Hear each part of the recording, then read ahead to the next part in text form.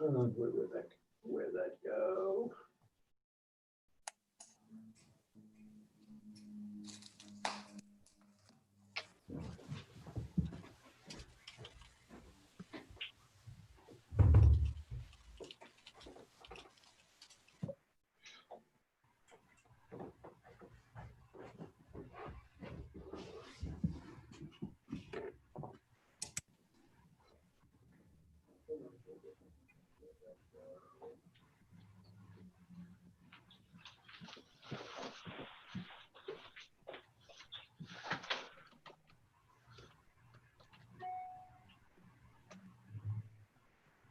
Okay, we're live on YouTube.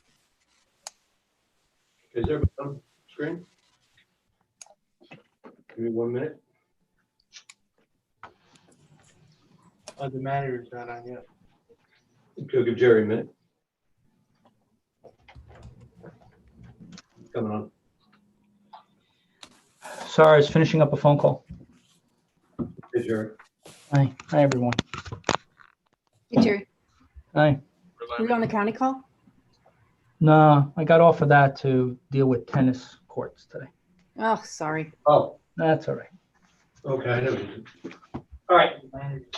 Good evening and welcome to the June 8th, 2020 Board of Trustees work session. What we're going to be doing tonight, since we have a lengthy executive session, and at 7:30 at the regular meeting, we have State Senator Shelley Meyer. No, I got off of that to deal with tennis. Who's talking? Jerry. Oh, okay. That's all right. We have an executive session. Welcome to the. There's a loop. We're hearing It's not me. it. Yeah, that was the YouTube delay that's fixed. Sorry about that. Okay.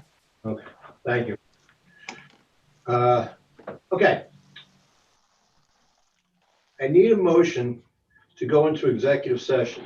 And I need a motion to open the meeting. So move. Second. All in favor? Aye. Aye. Thank you. All right, now I need a motion to go into executive session. Would someone like to make that motion? So move. No, we got to make. Nora, I actually don't have the whole document. I didn't get a paper packet, so I don't have it all in front of me. okay. Oh, wait a minute. Maybe I do. I printed the agenda. Hold on. It's long. I can do it. Okay. Thank you. So I'm going to make a motion to go into executive session under, it doesn't have it, under 105, is it E? Well, there's a bunch of them there, Nora. I know, but they, okay. Seven. So the first one is under 105(1)D to discuss matters of current litigation, Gonzalez Riviera versus Village of Mamaroneck. Second, 105D to discuss litigation, Goldstein versus Village of Mamaroneck Ethics Board and Trustees and Village Manager.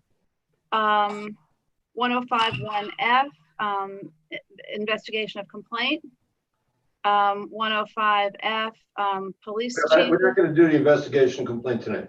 Okay, then 105F, performance appraisal for police chief. 105(1)F, the discussion of full-time village attorney and land use attorney, and 105(1)F, discussion of change of council. All pursuant to the public officers law, as it relates to the financial, medical, credit, or employment history of a particular person or corporation. Okay, but I want to make, Laura's made the motion. Would someone like to second those motions? Second. Okay, Augie, call a roll. Trustees Winstrup, Yes. Natchez, Yes. Lucas, Yes. DeFore, Yes. Mayor Murphy. Aye.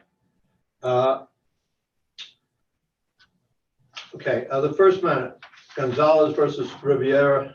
Gonzalez. No, wait. We have to leave the No, we meeting. have to get out of this meeting. My bad. We all have to get out of this meeting and go to the next. It was me, not you. Okay. Okay. See you soon.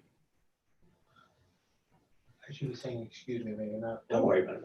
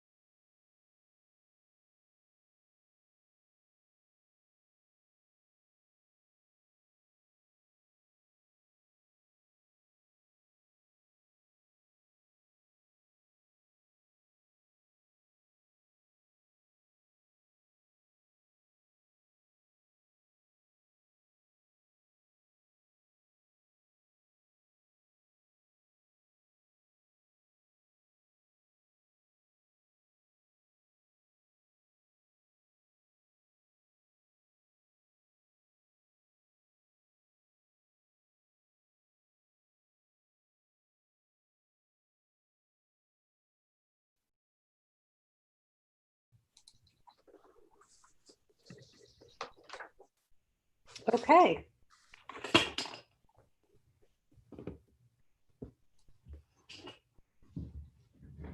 Okay, can you hear me, Kelly?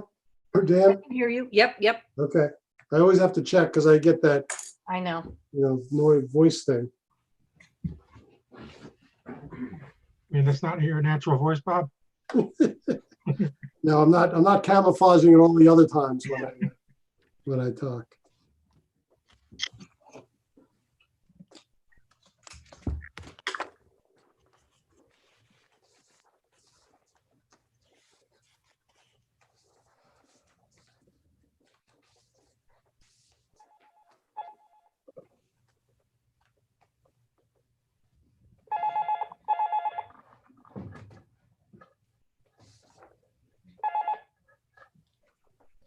Uh,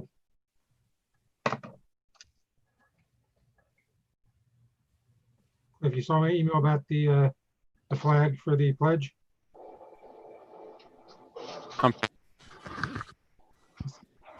yeah, we don't need a flag at half mast for tonight. Or half staff, I'm sorry. To be proper in my terminology. Good.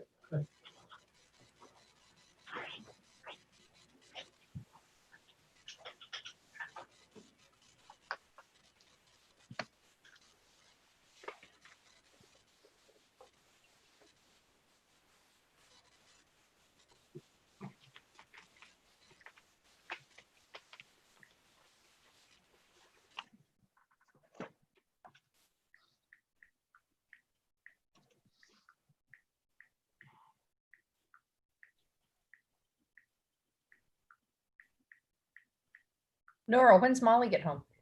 Something soon. Today, they're on the road. That's exciting. I bet you can't wait. I'm looking forward to it. Yeah, of course. Alex is gunning to go to California, Really? When? like next week. Is he gonna fly or drive? He wants to fly. I don't think, we told him we don't think it's a great idea. Mhm. Because he'd have to fly back. It's a lot of time. It's like 13 hours on a plane. Is he going for his job or just for fun? See his girlfriend. Just to see his girlfriend. It's her birthday. Oh, okay. Well, Yeah. oh. Well, the boyfriend's going to be living with us too, so Well, that's exciting. Is he coming today? yeah, they're both coming today. Yeah.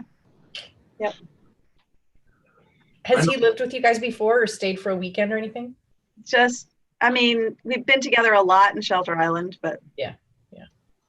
I really like him, so That's good. he's like a ray of sunshine We could all use that. with turquoise hair. That's This is okay. Governor Cuomo's advice. Always like the boyfriend. Yes, that's true. That's true. That's true. He did say that. I'm sure he hasn't always done it.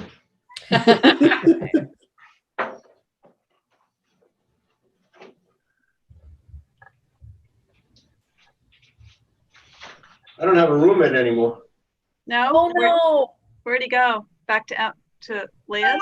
Mama, we went back to Mama. Okay. Oh, Tom, I'm sorry. Gotcha. I can hold the baby now, so it's a payoff. Oh, that's nice. But the baby must weigh like a ton. I don't know if it's done, but Last time you held the baby, it was like tiny. yeah, he was 8 pounds when I held him. I guess he's about 12 or 13 now. He's like Wow. 3 months old, right? Oof. He'll be 3 months this week. I bought a book and I wrapped it up. I'll have to send it. I bought a book Oh, thank you. called Noisy Nora. That's great. That's great. It's not just I was a dance back, okay. We got the whole crew here. I think Christy is needs to be promoted to a panelist. Right. She was. Okay. Yeah, she's here. She's just on mute. All right. Right. Everybody ready? I need a motion to come out of executive session. So moved. Second. All in favor? Aye. Aye. I guess that was everybody. I don't think you got enough ayes there, Tom. I don't think I got enough eyes there, too. I need at I least said one. I said an aye. Great. I was, So did I. I'm on. Thank you. Sing out. Talk to the back of the room, as they used to say in acting class. All right, hold on. Let me get back to the agenda. Okay. Old business 1A, controlling costs of legal defense for village administrative hearings. And this is something I put on the agenda, and what I was thinking about is that if there's another, or in the future, there's an administrative hearing for the village, that we have some way or some means of Hola, control. Julita. Hello. Hola, Julita. Hola, Julita. That there is some way of the board entering into a retainer agreement. And I think that, the cap should be what the cap is for outside counsel that the village uses when we do litigation. So And by that, you mean the hourly rate? the hourly rate, yes. I mean, Yeah. not a cap in terms of total Yeah. dollar, because you don't know how long something's gonna go on. But just some way that, we can, have a say in it, control the costs, and have a retainer agreement with the person that is doing it. Because we're paying these bills and we don't have a retainer agreement. Well, I don't think we can have a retainer agreement because they're not our attorney. They're, you have a retainer agreement with your attorney, not with the village.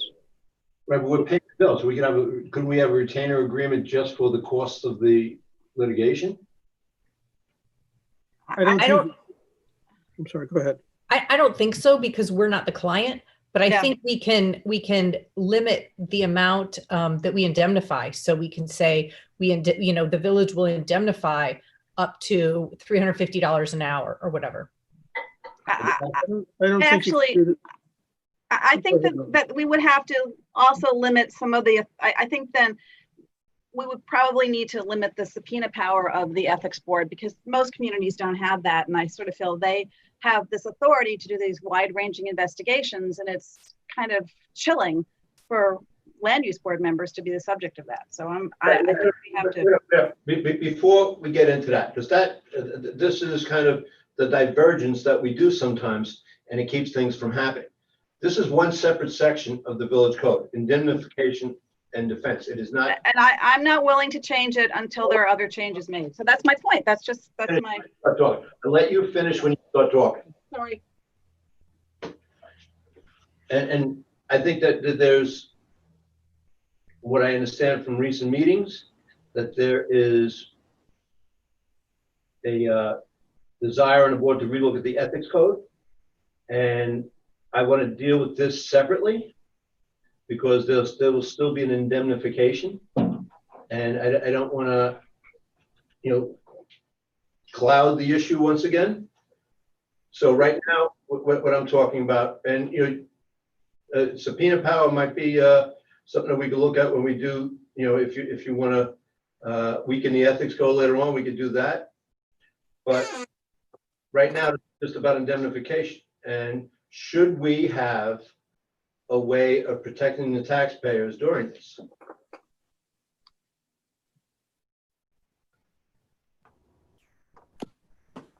I don't think it's quite that simple, Tom. If there is an issue that is raised and attorneys need to be hired, different attorneys work at different rates. You want to get to somebody who's experienced in whatever you think would serve you best if you're the subject of it that needs an attorney. Just like the village does. The village is able to negotiate for a quantity discount, if you will, or a municipal discount. I think that you all try and do the best we can, but many times that can't be done. And I don't think the code doesn't say we'll indemnify only up to a point.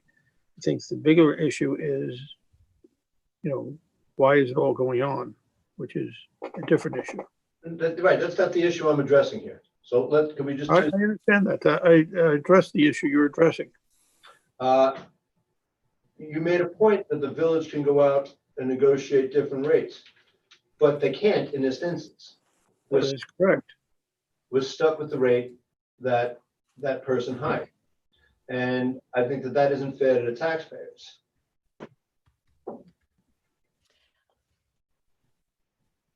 I think it's just fiscally prudent to put a limit in our code, the maximum hourly rate that the village will pay to indemnify someone in an administrative hearing for legal counsel. I mean, you can argue over what the amount should be, but it shouldn't be just nothing. Well, but I the think- amounts the village pays for its attorneys on their municipal discount changes and with each attorney that you hire. It's not the same rate. But I'm not saying that we would tie it to the municipal rate. I'm saying you understand that, could but you put in the can't- code. Dan, let me finish. You could put in the code that the village will indemnify you for an attorney to represent you in an administrative hearing at an hourly rate of no more than $1,000. I mean, fill in the amount. But I think we should have something in there. The question is, when you fill in the amount, first of all, the amounts change as each year goes by. The second is there are different qualities of attorneys at different rates. But that's why I said to use the amount that the village attorney uses as a billable rate. And what is that amount? Correct. It's 350, right? 250. 250. 250, and it's a negotiated rate because they get a lot of business from us. So I think that that's a very low rate, and I think it's not fair to people who are the subject of an ethics investigation. That's not what you're paying Adam. No, we're paying him 400 or 440, and his usual rate, I think, was 600. Mhm. I understand that. 440. So the object is to try and get the lowest for the best quality representation you can get. Right, but right now we have no say in it. But Ms. Goldstein's is also even less than that. It's 400. Hers was 350 at some point and 400 at another. Right. So aren't they unreasonable? What is the issue? The issue is that 250 is too little. That's for sure, because you won't get a lawyer for 250 in a matter like this. Let's be clear. all right, the issue is there's no control. There's absolutely no control. Well, this has been not a problem. This has been 400, and I know it's expensive, but you won't get a lawyer for less than that in this kind of matter. And we also had to get one at 440. So then, Okay, then all right. Let's just say the 4. problem is really the length, the extent of this, the length. Hold on. Once we have the indemnification, we can even put a Okay. top Then- amount, but it would have to be something that really covers Okay. something that's reasonable. I think 250 wouldn't do it. Right now, 250 wouldn't do it. as it stands right now, somebody can go out and hire a lawyer for $800 an hour. They can hire a lawyer for $1,000 an hour. And we have no control over that. Do you think that that's a good plan? Because it's been a rule of reason, right? So I mean- If someone goes out and hires a lawyer for $1,000, we have no way of stopping it. So you want to put $1,000 on there? No, I think that's way too much. Okay. Then what is a reasonable amount? $400 an hour is what I would say. Let's say that changes in 6 months and you can't get a reasonable I amount. don't think it will change in 6 I think months. the point is to be, it's so that actually this shouldn't really be a problem or an issue. But it should not be an issue that is, the purpose of this is that you should get the best people or the boards, that if anything comes up that is out of this, they will be indemnified. So, and you get the lawyers that are around here. So it has to be a reasonable, a good amount. I don't know how to cap it. If that's what you want to do, cap it, but it has to be very reasonable. How Be about, reasonable on the high end. how To be about honest. the suggestion? That You- you What is it? at 400, And if you have to hire a lawyer that goes over 400, you have to have approval by the Board of Trustees.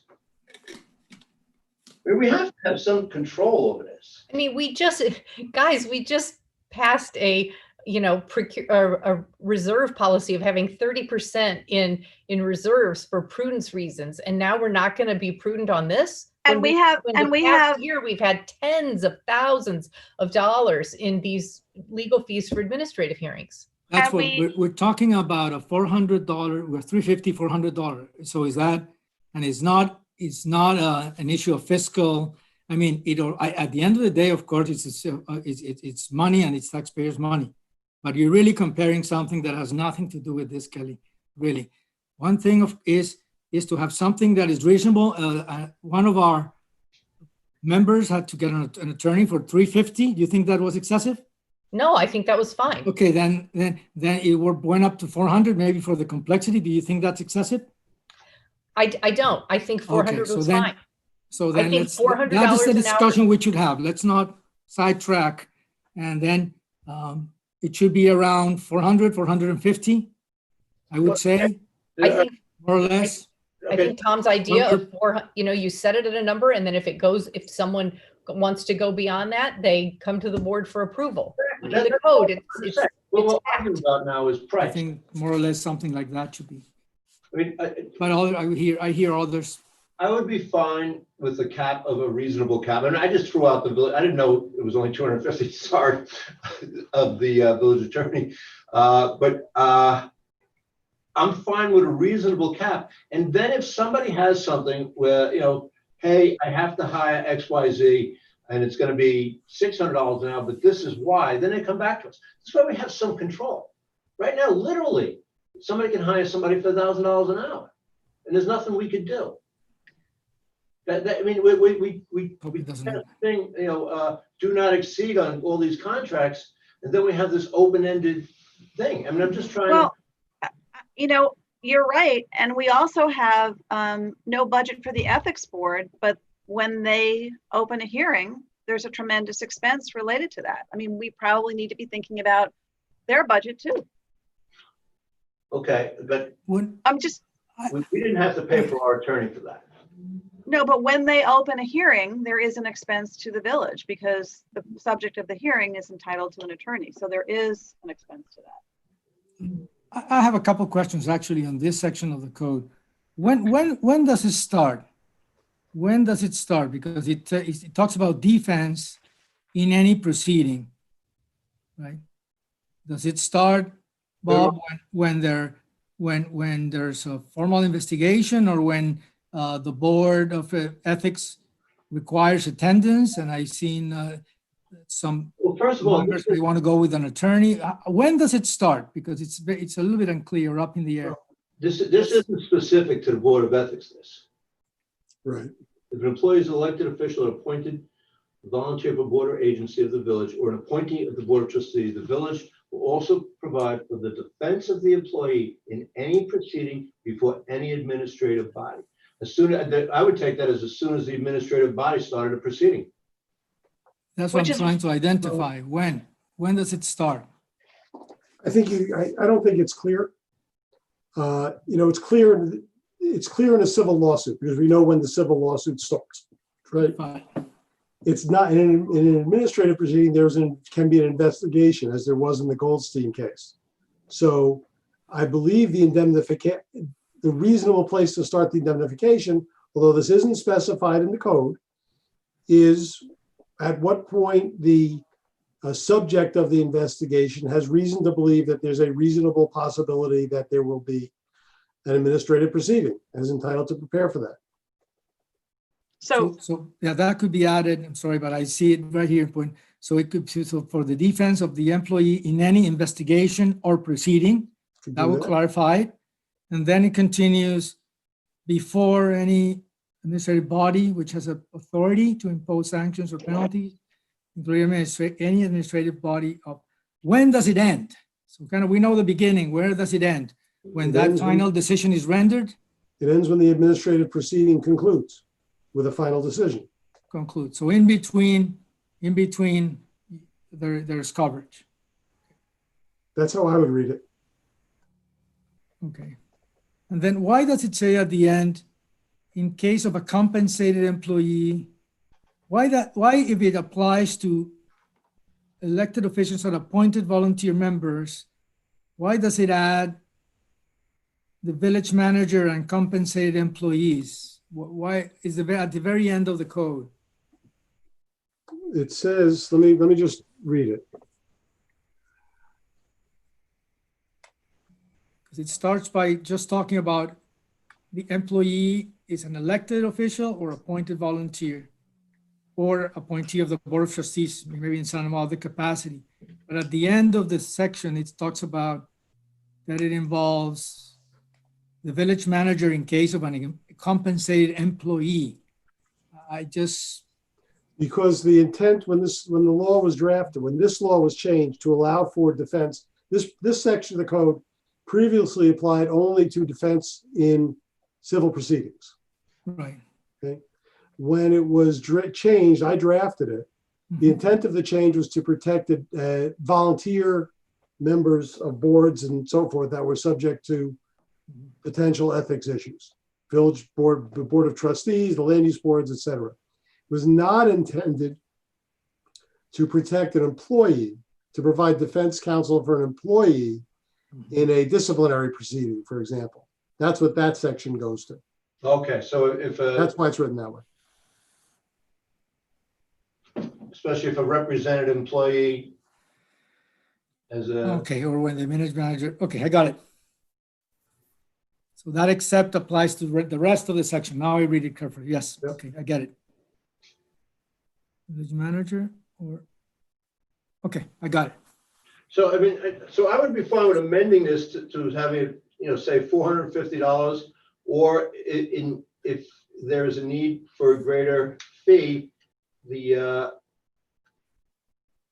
applicant or whoever it is, the employee or the appointed official has to come back to the Village of Mamaroneck board for approval. That's really all I wanted to do. Because when I looked at this, and Put yourself in a position where somebody, where you're the subject of that, and you want to go, you go to somebody like Adam, who's experienced in this field, and his fee is $600. then you come back to the board and tell us why you have to do that. Because that's the person whom you believe is the best to help you, period. Okay, then you come back to the board, you make that Yeah, determination. but then the board arbitrarily can say, we're paying, $450, that's it. The rest is yours. Then maybe you have to put that out of your pocket if you want that lawyer. But that's the rub. All you've done is made it very clear to people serving on the board that they have potential liability. The whole point was to protect people who were going to serve on different boards and committees. So Dan, would you look to hire a lawyer charging $800 an hour? I wouldn't look. I would try and hire a lawyer who best fitted, that had the most experience, and then try to negotiate the best rate I could possibly negotiate. But there's no incentive for you to negotiate a good rate if the village is just going to pay whatever without limitation. There's no limitation in there. A limitation only discourages somebody from being there, because it's simply saying the limitation may be fine today and tomorrow it's not. I disagree. I don't think attorneys' fees change by the hour, day to day. They change pretty often. People change firms, they change rates, all sorts of things. But rates are also always negotiable too. I mean, Dan, what is the going rate? What? The rates are all over the place. That's the problem. Adam's rate is $600, if you will. Okay. So if Cindy had gone to that firm beforehand, that would have been the rate that would have been quoted.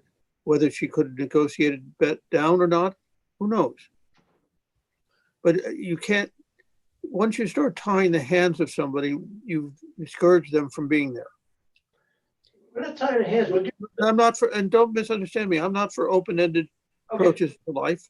this is a benefit. This is a benefit that no one in this village had until 2017. Right? This was that's been around forever. And I'm in favor of it, but I'm just saying it cannot be open-ended. It just can't. The issue, I think, is a much broader issue of why, but that's for another discussion. Victor? The other issue is it could be, and I think this happens in other settings where instead of just pointing to a number, you just refer to the fee of a partner or an associate in the New York City metropolitan area. That would cover the 600 and lower fees, more or less. But you just do a reference to some formula Well, yeah, instead of just going a number that will stay in the code. I think that is even more nebulous, because you get a partner at Kraskow charging $1,000 an hour, and a partner law firm charging $300 an hour. That is that's leaving it up to the market and not protecting the consumer at all.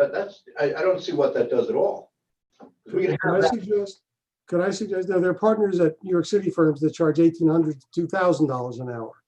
I'm pretty sure you don't want to pay that. Yeah, that's what I'm trying to keep happening here.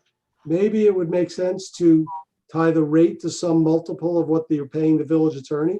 Maybe it's not fair to hold someone to the, basically, as someone said, volume discount that the village attorney gives you, but say, okay, as time goes on, that number will change. And if you tie it to that rate, say, twice that rate, or 1.5 times that rate, or 1 3/4 times that rate, then you're in a ballpark if you want to tie it at all.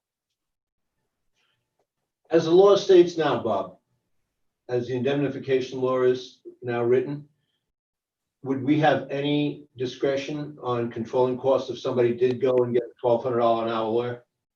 There's nothing in the law that would allow us to do that. I suspect that, if it came to that, we could make an argument that it was ridiculous, but no, there's nothing in the law right now that gives the village any control over that. I mean, you could refuse and force the person to sue the village and then resolve it. But they would have a good case that nobody told me I couldn't. Correct. That would be the argument. I mean, is there a consensus on the board to try to move forward to come up with at least some control? Yes. Victor? Along the lines of a reasonable, about, let's say, if it's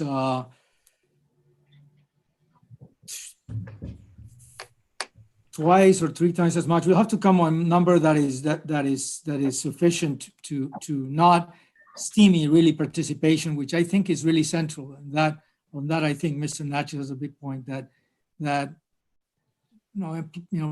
you're trying to, the whole thing of voluntarism and zoning board of appeals, planning boards, and you want people there who would not think about this a minute. This should be something that is just the extreme exception. So this shouldn't be something that anybody should be concerned about. So it has to be a very, very generous amount. Let me put it so that we don't have to even think about it. If you want to put a limit on it, but it has to be, what is the regular fee then for the attorney, for our village attorney?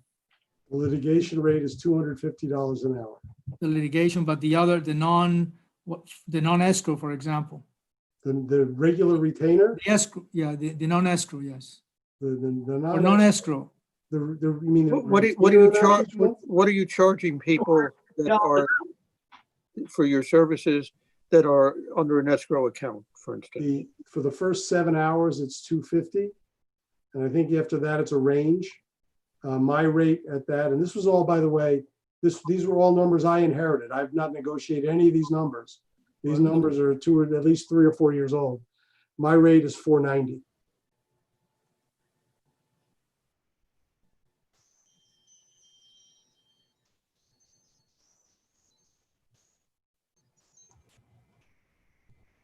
I mean, Dan, can you give us some current knowledge on range here? You're looking for a lawyer, right? I'm sorry, Tom, I didn't hear you. Aren't you looking for new counsel? What's the current range? The range is all over the lot. That's part of the problem. It ranges from what's the $300 to highest you've heard? $700 an hour. I'm sorry, the highest was what? $700 an hour. And I the have lowest no, was- I the have no lowest- intention, I have no intention of doing that, but you're asking what the market is. And the lowest was 300? That is correct. Okay. So, And that rate, by the way, was not a partner rate, but it was, never mind. I mean, the market is not an easy market. First of all, it's a limited thing. And it's a question of who has real experience in that.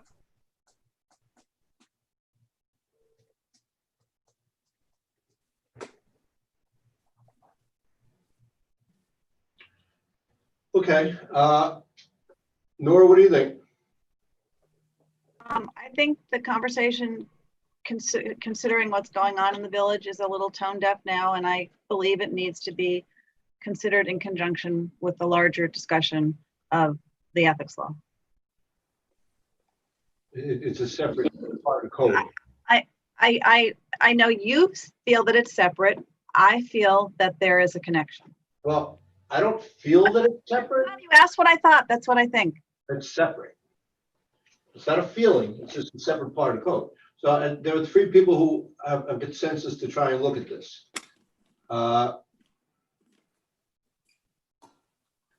Maybe Bob could come up with a couple of scenarios and present them to the village board in a couple of weeks or a month. If you like. Maybe other municipalities deal with this as well in their code in some way. Most municipalities don't indemnify, but okay. Maybe there is. Yeah, I think that's right. In the normal indemnification context, not in the context of an administrative proceeding against a board member, normal administrative context, either the insurance counsel for the village defends the village employee, or the municipality negotiates a rate directly with counsel for the defense and picks counsel for the defense. We don't give, when the lawsuit is brought against the village, we don't give employees the right to choose their own counsel unless there's a conflict. Right. So this is in a lot of ways a different agenda.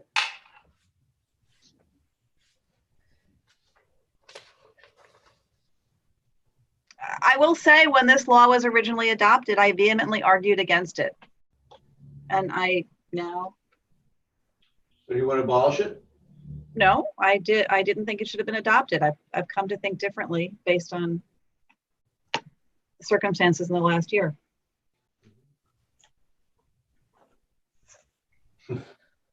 All right.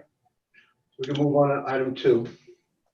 So do you want me to draft the law? Is that the instruction from the board? Yes. First, we said, figure out a formula that would be sound reasonable, because it has to be really something that cannot steamy volunteer. I mean, that is really the moment is really not the best one, that's for sure. But having something that doesn't, kind of allow this absurd of $1,000, I think, of course, that is something we would like to work. But it has to be very reasonable, good formula that doesn't really hinder any concern for somebody. I agree with that. I agree with that too. Okay. Thank you. Let me get back to the agenda. Recording of BAR meetings. Kelly, this was you? Well, I guess the reason this came up originally was because we were having a question of whether the cost of getting the BAR meetings recorded, that may have been resolved. Jerry, do you know? It's not resolved. The only thing that I have was that, do they have to meet twice a month? Or can they meet once a month to save us $250 per month? So it is costing us $250 every time they have a meeting to get the transcript up and to get it. Is that right? I think, Kelly, it's the streaming part of it that's costing us the money, because LMC is streaming it for $250 per meeting. So the only question that I had was, can they meet once a month instead of twice a month, or every other month? Was BAR televised before? No. But it's a requirement according to 2021. So this is part of our COVID open meetings law. Well, That's right. it's a requirement that it's streamed. It's not a requirement that it's on LMC TV. Right. Right. You get my distinction? Yes. That's the email that I asked Matt, and he responded. I think this is in the backup. Yeah, it is in the back. Right. So LMC TV email. What would we use to stream it? Would we use what Augie and Cliff use, or the YouTube? YouTube. Yeah. Can we use Zoom and YouTube? That's all then. can we do it the way we did our budget work sessions? They weren't on LMC TV. No, we could stream it on YouTube. Yeah. There you go. That takes out that $250 expense. And that's what we'll do when we start up in July with traffic and Arts Council and Tree Committee, correct? Okay, it's good. July, they're all starting up again? July, Is it all of them or just some of them? most of them. I Okay. think one or two are excluded. Okay. Jerry, where are is the Zoom meet or the YouTube stored? I don't know. I suspect we have an account or a channel. We have an account. YouTube has several data. What I'm trying to get to is to minimize exposure and simply say, do what we're suggesting, but also have it, if there's a button on the website that says, where you go to past meetings, and you can actually click on the Zoom, if you will, as opposed to going to LMC TV. Yeah, the recorded meeting. Yeah. The streamed meeting. And see if that can work. If that can work at a zero cost, that's a major approach. Yeah, I think you would just leave a link to a village YouTube channel, and it would have all the videos on there. You can just select whichever video you want to watch. I understand. It's beyond my technical capabilities. The question is, conceptually, it sounds like an approach that we could utilize if it's indeed viable to do. Yeah, on demand, in essence. Yeah. It can be streamed and then it can be on demand, which because a lot of people can't, get to a particular meeting for whatever their other obligations are. Yep. So on our village webpage, set up a landing page with a direct link to each meeting. Yeah. Or just to all the meetings, and then you could scroll through. LMC TV has all the other meetings. This just No, I don't think they do, because like the Goldstein hearing's not on LMC TV, it's just on our little YouTube thing. zoning. But the meetings that we didn't air through LMC TV aren't available on LMC TV. Well, to all the zoning board and planning board meetings, when I was here originally, we did that via resolution to have them on LMC TV. No, but what I'm saying is, when currently in our little Zoom life, the meetings that are broadcast live streamed on LMC TV are available on their channel. The ones that we do on our YouTube channel, you have to go in through another loop. So if we had a link on our website to those, that would probably be. No, I understand. I understand the technology. My question is, are we talking about recording? Is like, let's just say when we go back to normal, right? Mm-hmm. Are we talking about recording BAR meetings? Or this is just for COVID? Well, I mean, I don't know. I think it would be a good idea, but there is a cost. I think that it's easier to record a Zoom meeting now because everybody's participating via Zoom. If we were going to record, I mean, we could broadcast it via Zoom, but people aren't going to have their own computers in the courtroom. Yeah. So I think that goes back to the traditional way we broadcast meetings with LMC TV. I just wanted to make sure that's what we're talking about. Because I didn't want to, go down another expense road until we're better off. Okay. So does that, anybody have any other more on the BAO meetings? Okay. Well, do we make a decision? Are we going to try and just Zoom them Yeah, on our we YouTube Zoom them. channel and not air them live? Well, they will be on the village's YouTube channel live. Right. But not on LMC TV. Not on LMC TV. No. But they were never on LMC TV. No, they weren't. No. Yeah. So Correct. why incur an expense that we don't have to incur? I agree. I just think we have to make it easy to find them, not only during the meeting, but after the fact. Well, you know what we should do, and Jerry, we should have Robert do this too, is push out with the emails the fact that we now have a YouTube channel and you can watch this and watch that, and just to make people aware of it. Okay. And actually, if you get enough hits, you start getting ad revenue. Yeah. There's an idea. Everyone start hitting it. I think it's 20,000 people hit on it at one time. That's right. Okay. Maybe we're going to have to open every meeting with a comedian to do that. But. I think we provide our own. The stuff writes itself. Big brother and big sister clothing drop-off receptacle. This is on for the regular meeting, am I right? Mm-hmm. It's done incorrectly. Yeah. That's right. Yeah. It's Resolution. yeah, the resolution on the regular meeting still shows it on Library Lane, where in the work session, Right. we're moving it to St. Vito's. Right. I Okay. got this meeting, this notice very late in the day on Thursday, and I'd That's like to update the resolution. I understand, but it needs to be corrected. It should have been corrected on the agenda, and it needs to be corrected on the actual resolution. Okay.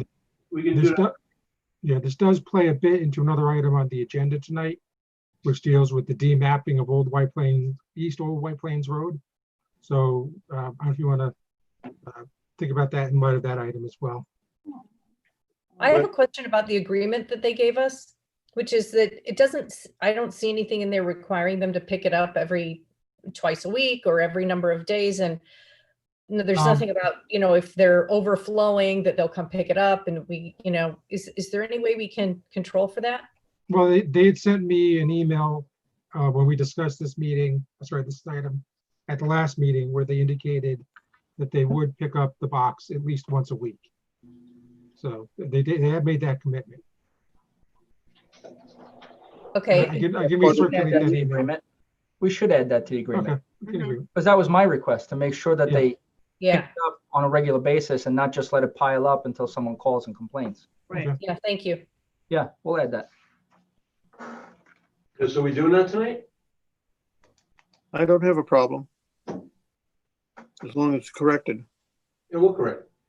So And it depends on the explanation on demapping of all White Plains. But that's another item. So I want to hear the explanation on that. That has other issues with it. all right, the attorney thing we talked about in executive session. Well, we do have an issue with Bob's contract. And what is that? But didn't it expire? We approved a 90-day extension. It's beyond that, I believe. Bob, is your contract expired? I thought you had extended it into September at the last I meeting. thought so too. Yeah, we actually approved, the resolution was for a 90-day extension, but Tom said 5 months, so it ended up being a 5-month extension. We voted on a 5-month extension, although we had discussed a 90-day one. Okay. Bob, you're safe for 60 days.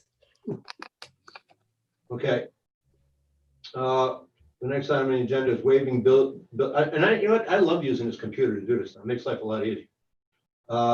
Waiving building fees for all affordable units in the village. I sent an email out about it, and that's on your thing. And then we have information from the Mr. Cutler, who's no longer with us. You know, and when I Did we look get that? information, you know, I think that, It was on our February agenda. It's the same I information. know that. I know that. It's Oh, on it. Victor asked. Victor just asked. But did he give us the, what is it? There was something else he was going to provide? No, he gave us what he gave us. Something. He gave us the building fee for, you know, What's his name? what it costs per $1,000. But what I want to talk about is the recreation fee on all affordable. It's $850 per unit. No, I'm sorry, $8,500 per unit. So, you know, I mean, I think that, you know, we put a lot of sticks in our zoning code. And we wanted to limit development, and I think we've done a good job. But, you know, we talked all through the process about trying to get affordable development. And, you know, as time goes on, the need for affordable housing in this community and in Westchester County grows and grows and grows. And I think that it would behoove us to take a positive step to try and make that happen. And waiving the recreation fee. So if you have a 20-unit building that you want to build, and it's all affordable, this isn't the 10%, this is all affordable. You know, that's $170,000 that saves you. Well, it isn't going to build the building. It's an enticement. And the problem with building around here is that the land's just so darn expensive. And there's very few opportunities. So I think, you know, use a carrot in this situation if this is really a public policy issue that we want to promote. And I hear you. I think we also have to be mindful that part of the problem also sometimes is many areas that are too crowded, overloaded with multifamily, you know, kind of more heavy intense, have lesser recreation opportunities. That happens. I had early cases in the city where the ratio is very low. And so actually it helps the development, and but it also becomes an onerous activity for the village. We would have to be very mindful of that and incorporate it in our planning process as it moves on. And we heard the debate today on Stanley and well, just that area, the park.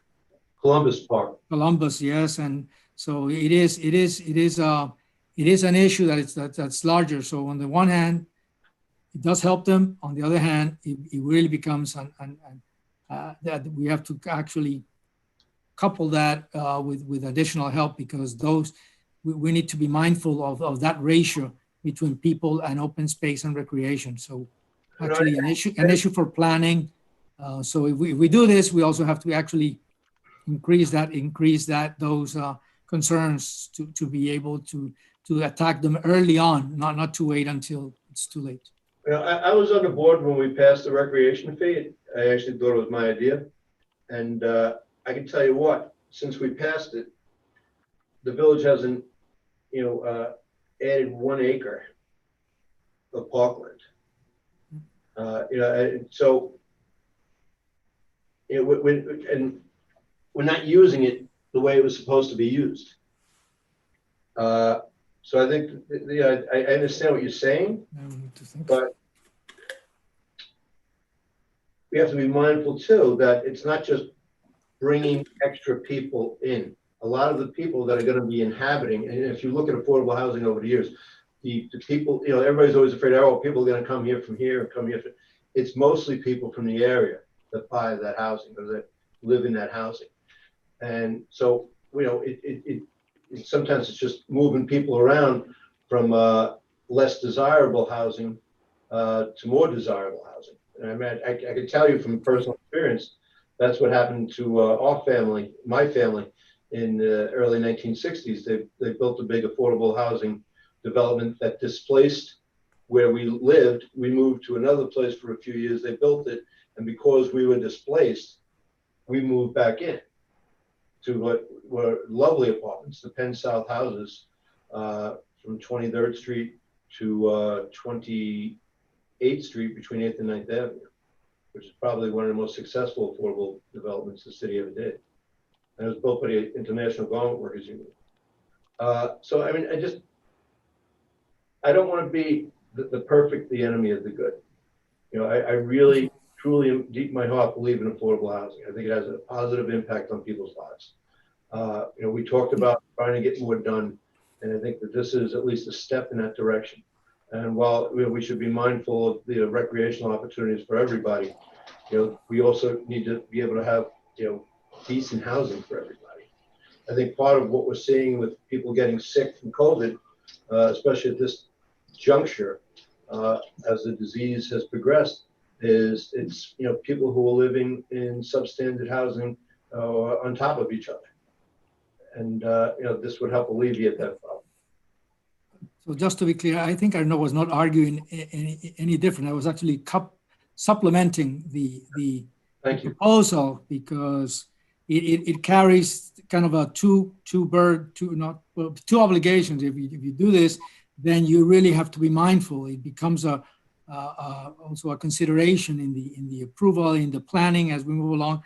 You've seen that, as you say, today. Now you when you see, you know, well, tennis court, just a tennis court in Florence Park, you know, anything that closes or anything that people now are sharing, you know, cherish our parks, our streets, everything so much that, and we realize how much certain areas of the village would benefit from a little more. So that's actually, I think the two things go together, and we can add that as we move along to planning issues very soon again.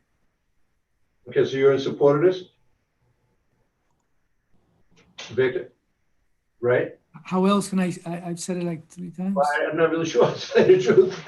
Pass it on to others. The issue is there are at least three tiers of affordable housing. And if you're waiving the fees, all the fees for the highest tier, I'm not sure we're accomplishing what a lot of us believe is the real critical need for this village. So, you know, I would be supportive of it, but at the lower tier.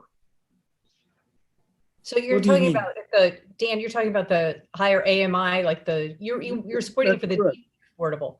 And I think this is different in that it's just for housing that is 100% affordable. I understand that, but the issue is 100% of what?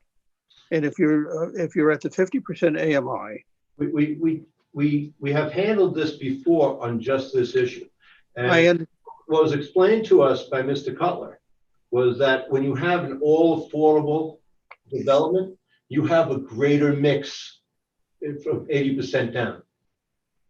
That all affordables have the ability to reach down to 50% to 40%. So that's why this was aimed at that. But when we asked how much was at the lower tier, we got a very nominal number. I don't remember what it was. And the issue is that's the area that we have the strongest need, and yet would get the lowest return. And yes, it would be something, but it's not. It's a drop in the bucket. So if we were to say, let me finish. Well, wasn't going to help anything. Let me finish. I'm sorry. I apologize. If we were to say, waiving, we're 100% affordable housing and 50% was at the lowest tier, that would give us a real incentive.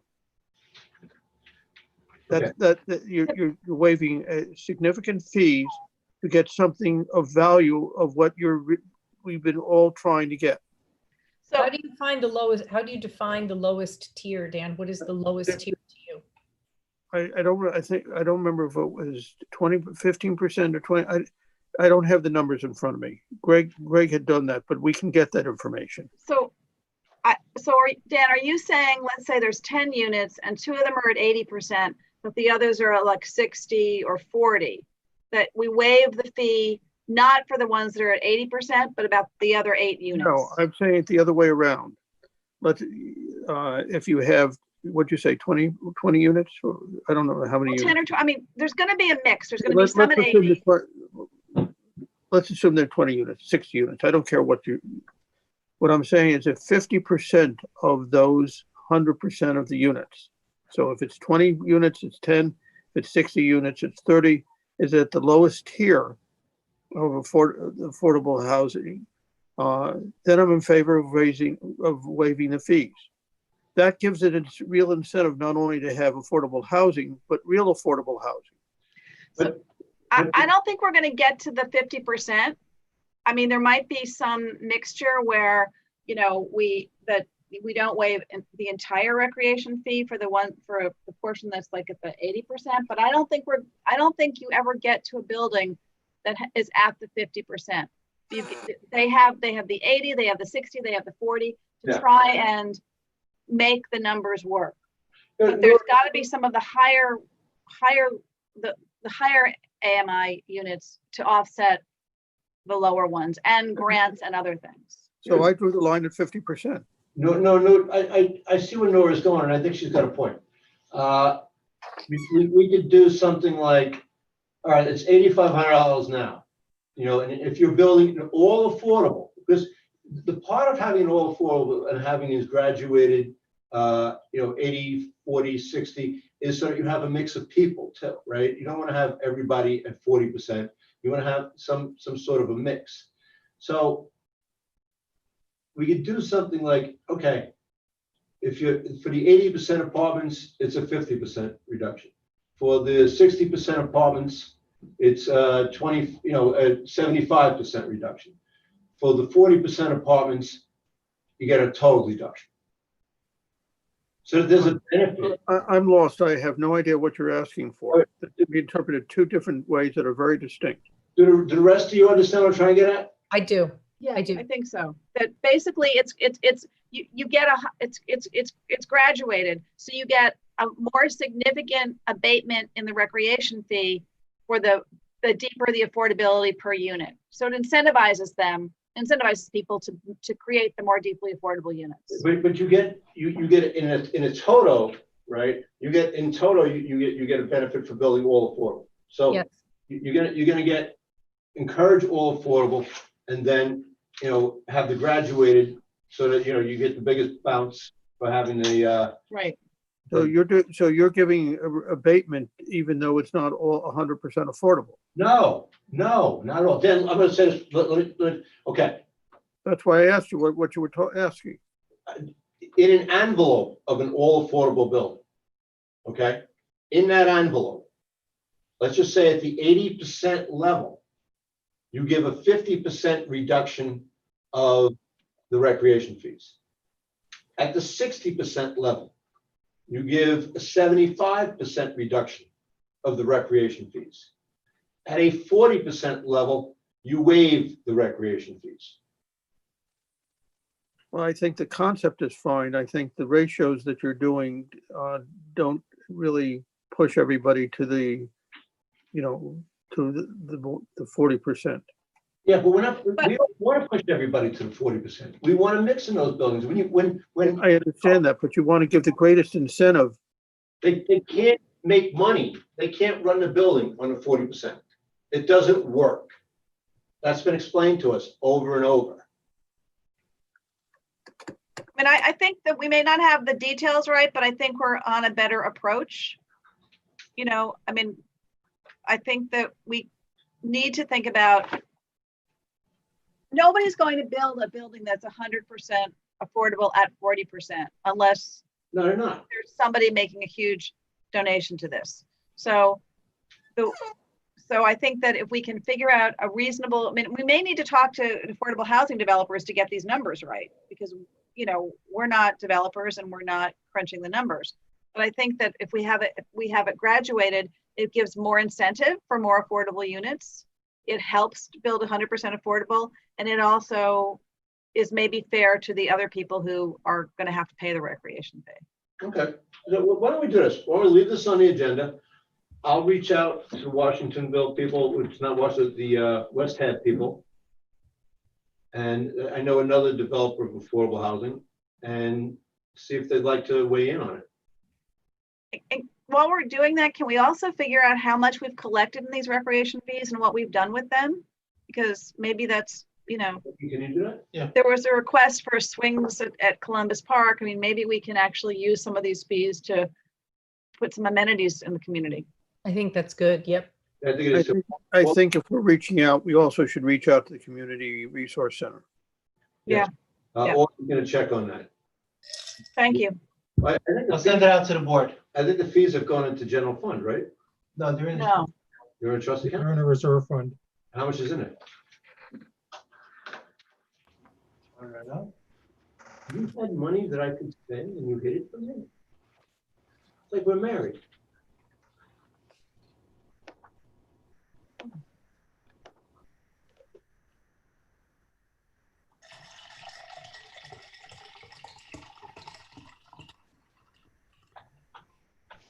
Just want to find out how much money is there.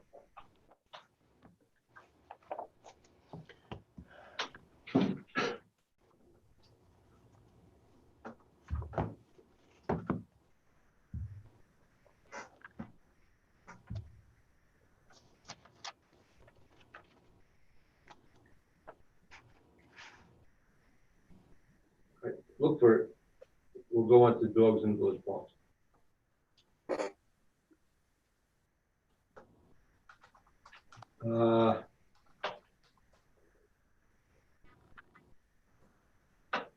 we're holding it over.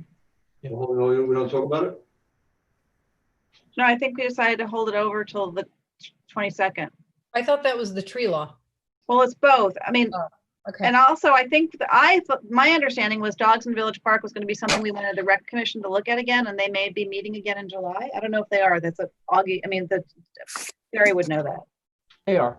They are. So, Hold on a second. Augie, what were you gonna say? The recreation fees are 479,000. Whoa. The parking fees are 310,000. So we have $479,000 in a recreation account? Recreation fees as you go. Yes. That can be 479, 499. in a trust fund? Chapter 342. It's like a trust? It's a trust account. Okay. The requirements for use are in the chapter. We can look at those. Okay. Chapter 342. Have they ever been used, or do we have to draft policy on We have them? never used this before. The Okay. chapter fee, We never used it, he said. It's never been drawn out. That's outrageous.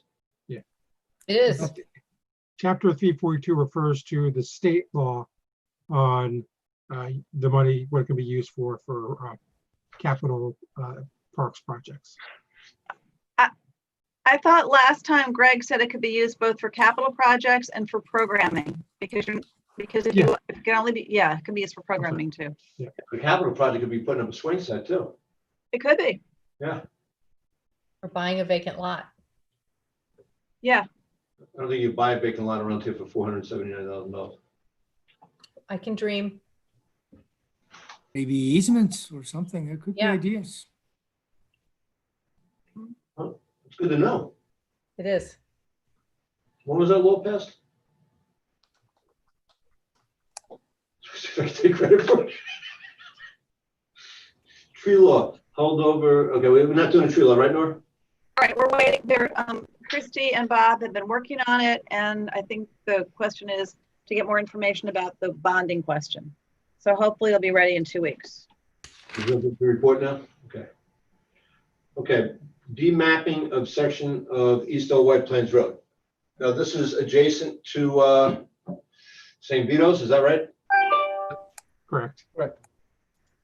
That's that little strip of land. When you come outside of St. Vito's, you walk to your right, it goes up the hill a little bit, and it dead ends by a freeway and a fence there, right? Yep. It's a vestige of the village before I-95. Right. Was it given to us by the Thruway Authority, or? No, that was an old road. I think it was I think Trustee Lucas might know off the top of her head because she has all the old maps floating around. Yeah. It was a road that went basically all the way around up to, I think we're around New Street is. Yeah. Or maybe past that towards where Ralph. Ralph's is. Yeah, Ralph. So this was when they built the freeway. Yep, Yeah. was taken. And we were left with that little portion of the roadway, and you know, to best of our records, we don't show that it was ever abandoned. And we look on maps, it still says it's a village road. Chris, do you want to explain this to us? I can explain what the board's responsibilities are if you would like me to do so. Dan and Jerry know the logistics a bit more. But in order to demap the roadway, what you're essentially doing is discontinuing it, and you have the authority to do so under village law. So what you have to do in order to discontinue it is you have to hold a public hearing to discuss, and you also have to determine that the road is considered useless, so that there's really no feasible use for that road. And then also you will have to make a seeker determination. So after you hold your public hearing, and I would advise talking about uselessness at the public hearing, and possibly having Ashley Lay discuss it during that hearing. But once you've established that it's useless, once it's been typed under seeker, then you can go ahead and pass a resolution to discontinue the road. And why would we be doing all of this? I'm sorry, I don't understand the question. What do you mean? Why would you be doing 20 parking spots, Dan. You could issue parking permits for those spaces. Issue parking permits for So 20 you parking, want to turn it into a village parking lot? Yes. which it is right now, Only we can't charge because we don't because it's not. designated a parking lot. So it's being used for parking now. It's not being used like kids aren't playing basketball in there or something. No. Parking. So Hi, Chrissy, this may be a legal question. If it's being used for parking now, is it useless? You know, I mean, I think that's something that Ashley should probably comment on. She might be a better source, but I would say that it's a dead end road. It's not used for ingress or egress. It's literally just spillover parking, is my understanding coming from the Avalon. So I would probably say that it is useless. And there is a useless standard that I've included in the memo. So let me take a look. I have it here. I apologize. I'm on one screen, so I have to bop around. But This test has been strictly construed so that generally, if a street affords a means of ingress or egress and is used as such to any degree more than a token use, the street is not deemed to be useless. Right. Vernacular is defined as having or being of no use, producing no good end, answering no desired purpose. Okay. Yeah, I think that is a useless piece of property. right, if it's just spillover parking, I think that it would qualify as useless. You know, it's a mere token use, right? It's not more than that. It's just spillover parking. And actually, we're not changing that use because we're making it a parking lot. True. Yeah. And the reason we can't issue parking permits for right now is because in New York State, you can't issue parking permits on a public street without a special act of the New York State Legislature. So we could make it resident parking, but that's all we could do. No, we can't make a resident parking without an act of the New York State Legislature. And we couldn't expand the existing law because the existing law identified specific streets on which we could issue, and it wasn't included. So we'd have to actually go back to the New York State Legislature. I mean, could take a year to 2 years. And how do you think the neighbors who are parking there now for free will take this? There'll be a lot of perturbation. So I walk that neighborhood almost every night, and the kind of cars that are there, I don't think they would mind too much. They might even appreciate it because they'll have more of a guaranteed spot. Not a guaranteed, but What about isn't it used on Sundays for church parking? Yeah, Is there we would regulate that. So that it could be used for church parking? Yeah, you could say the permits aren't in effect on Sundays. Yeah. Okay. I know people love parking space, and of course it's revenue, but should it all be parking? Actually, that's one of the areas that has less kind kind of recreation, should it be all parking? Should we open the conversation? The layout, with the layout, I know, it's just a, yeah, the layout as it stands now, having a mixed use would definitely be a problem. And I could tell you that, you know, whether they're permitted or not, a lot of young children and young adults use the facilities at St. Vito's off of Ralph and Elliott. So there's some recreation back there. It's actually going on every night. There's a little bit of soccer going on. There are kids riding their bikes in the school parking lot, and there are kids playing basketball on the basketball court right in the back. And that's, I think the French American School put all that up. Yep, I think they did, right. But to follow up on what Victor's getting at, I guess it doesn't make sense to turn it into green space, like just get rid of the cement and make it grass. It's not And that, everyone who could park there would have to find another, we'd be displacing 20 vehicles at that point. And putting them on the street would be even more of a situation for the community. They would go onto the side streets at that point. Yeah. Losing the parking may be a bigger impact than regulated. you know, providing recreation. I'm fine for this. Anybody else, you know, well, win-win. well, the community will weigh in, so Yeah, to that's let perfect. them hear. Yeah, you're right. So if I may, at the next meeting, we will have a resolution for you to schedule a public hearing. We'll also have looked into seeker a bit more as to whether this is a type 2 or an unlisted action. And then at that point, whenever you're ready to schedule the public hearing, and like I said, you may at that time want to have the village planner come to the public hearing and comment on the usefulness or uselessness of the street. That's a good recommendation. Thank you for that. Mm-hmm. Thanks. Okay. We'll talk coming to Washington real soon. Or not. Disaster response funding.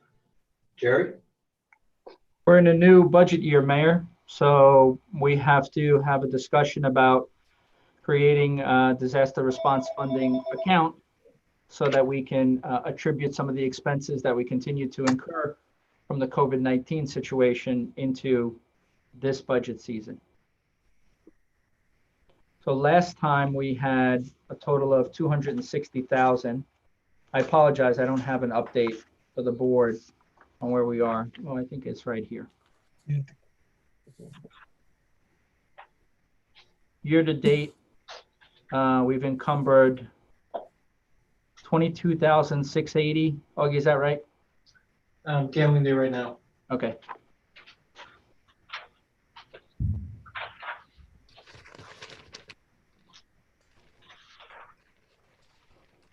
That is correct. 22,680.48. So a majority of what we've used the disaster response funding was for cleaning. We've used it for some contracts, mostly cleaning, but also supplies, which we had to purchase instead of, those were supplies that we couldn't get from the Westchester County Emergency Operations Center. We've also had some overtime because we've been scheduling employees to go out and make sure that social distancing is being adhered to and that the businesses weren't prematurely opening up. We will continue some of that now that we're only in phase 2 as of tomorrow, because people are taking phase 2, in my opinion, as we're wide open and we can do whatever we want. Yes, they are. So we have to continue to monitor that. So we have a little bit of an expense that we will incur in the, you know, in this budget season. So Jerry, just give me a run through of phase 2 and phase 3. Like, do we have any idea how it's gonna, what changes at phase 2? Mr. Sarnoff will be able to provide that. I don't have it off the top of my head, but he'll pull something up real quick. Yeah. While he's doing that, can we include the signage that we've been spent on the signage in the disaster relief? Yeah, we can. Yeah, that's part of it. Okay. all of that additional signage, Dan, has been attributed to the disaster. No, it just wasn't mentioned, so I just wanted to make sure. I'm sorry, yeah. Mhm. And Jerry, who refunds this? FEMA refunds this? Yeah, so we would put in a request for reimbursement through FEMA, and the disaster is officially closed out, which typically a FEMA disaster is 6 months, so it would be somewhere in the early fall. We would submit all of our invoices and explain to them why we had to incur these costs based on our response for the COVID-19 situation. Does that happen after they say there's no more national emergency?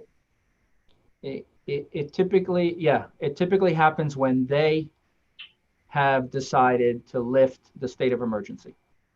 Okay. Dan, did you get any information? Yep. So when phase 2 reopens, tentatively tomorrow, pending approval of the governor, the following industries can reopen subject to certain conditions.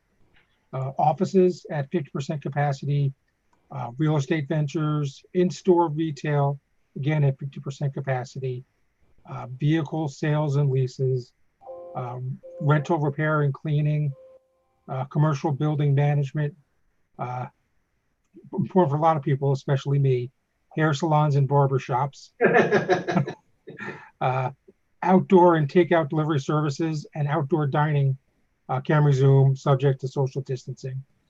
There is a lot of guidance and a lot of caveats in this, and I would refer anyone interested to visit the state's website, forward.newyork.gov/phase-2 TWO-industries.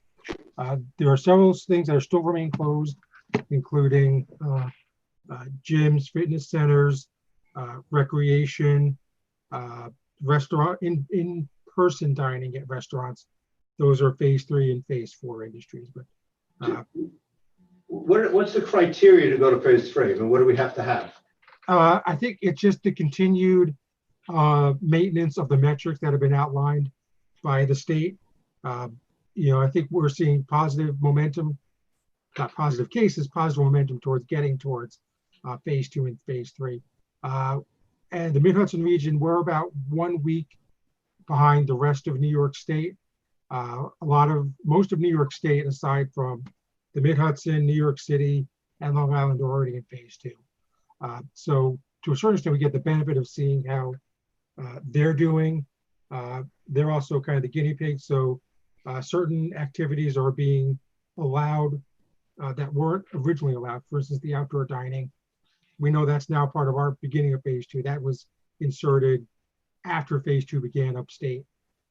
Then the increased amount of attendees at events was established after that phase 2 started upstate. That's with us now. So, but it's just really continued maintenance of the metrics, which are reduced numbers of hospitalizations, reduced number of positive tests, reduced numbers of deaths. Okay. And maintenance of a lot of the Wait, Mayor, we can go backwards also. That's where the concern is. Yeah. What do you mean, Jerry? We can get kicked back if there's a spike in all of those 3 metrics or the 7 metrics that the governor has outlined. They could push us back into phase 1. That's where the concern is. It doesn't seem like it's going that way. I want to be optimistic, but it could potentially be. We could be in phase 4 and things have opened up and seem as normal as possible. And then all of a sudden we have this spike and this region could get banged down to phase 3 or phase 2. Okay, I think we're seeing some of that in Florida right now, right? There's stuff going on throughout I don't keep up with it throughout the country, but there's stuff like that you hear throughout the country that's going on right now. Yeah, there's spikes in Florida, Texas, California, Arizona. Yep. Arizona. If you watch the governor's press conference on a daily basis, he's sure to show the diagram which shows how New York has what is called bent the curve, while you're seeing in other states, it's spiking. Somebody else have any questions about this? Yes, can I come back to the numbers that Jerry was explaining? Because the resolution, I mean, the memo explains part of the story. The expense report explains the other part of the story, but it's not kind of clearly stated in the resolution or in the discussion. I want to kind of nail it down, because essentially what this should say is that whereas for the fiscal year 2019-2020, we appropriated how much? It was I think it's 265, right? 260 even. 260 and change, right? So that we're in a new budget, so now we would need to appropriate how much? Are you say we already used, you say it's encumbered is 22, but the first column actually tells you total expended is 47,000. Right. So what the proposal is that we appropriate from fund balance and the same amount? Or We're requesting difference? No, we're requesting the same amount that we did back. We have already used almost 50. I think it's actually close to 90. No, I have here 76,776 middle column. Is that what we expended? Yeah, 76 spent, 22.6 encumbered. So it's basically 95,000 that we've spent. Okay. If you look at the year-to-date available balance, 260 minus 165 is basically 95,000. Okay, so then at the end of the year, that surplus that we hadn't spent goes back into the surplus. Correct. That's correct. That's why we have to do this again. That's the Right, request. but do we need to appropriate another amount? That's what I'm asking. Is would we have to appropriate the same amount again?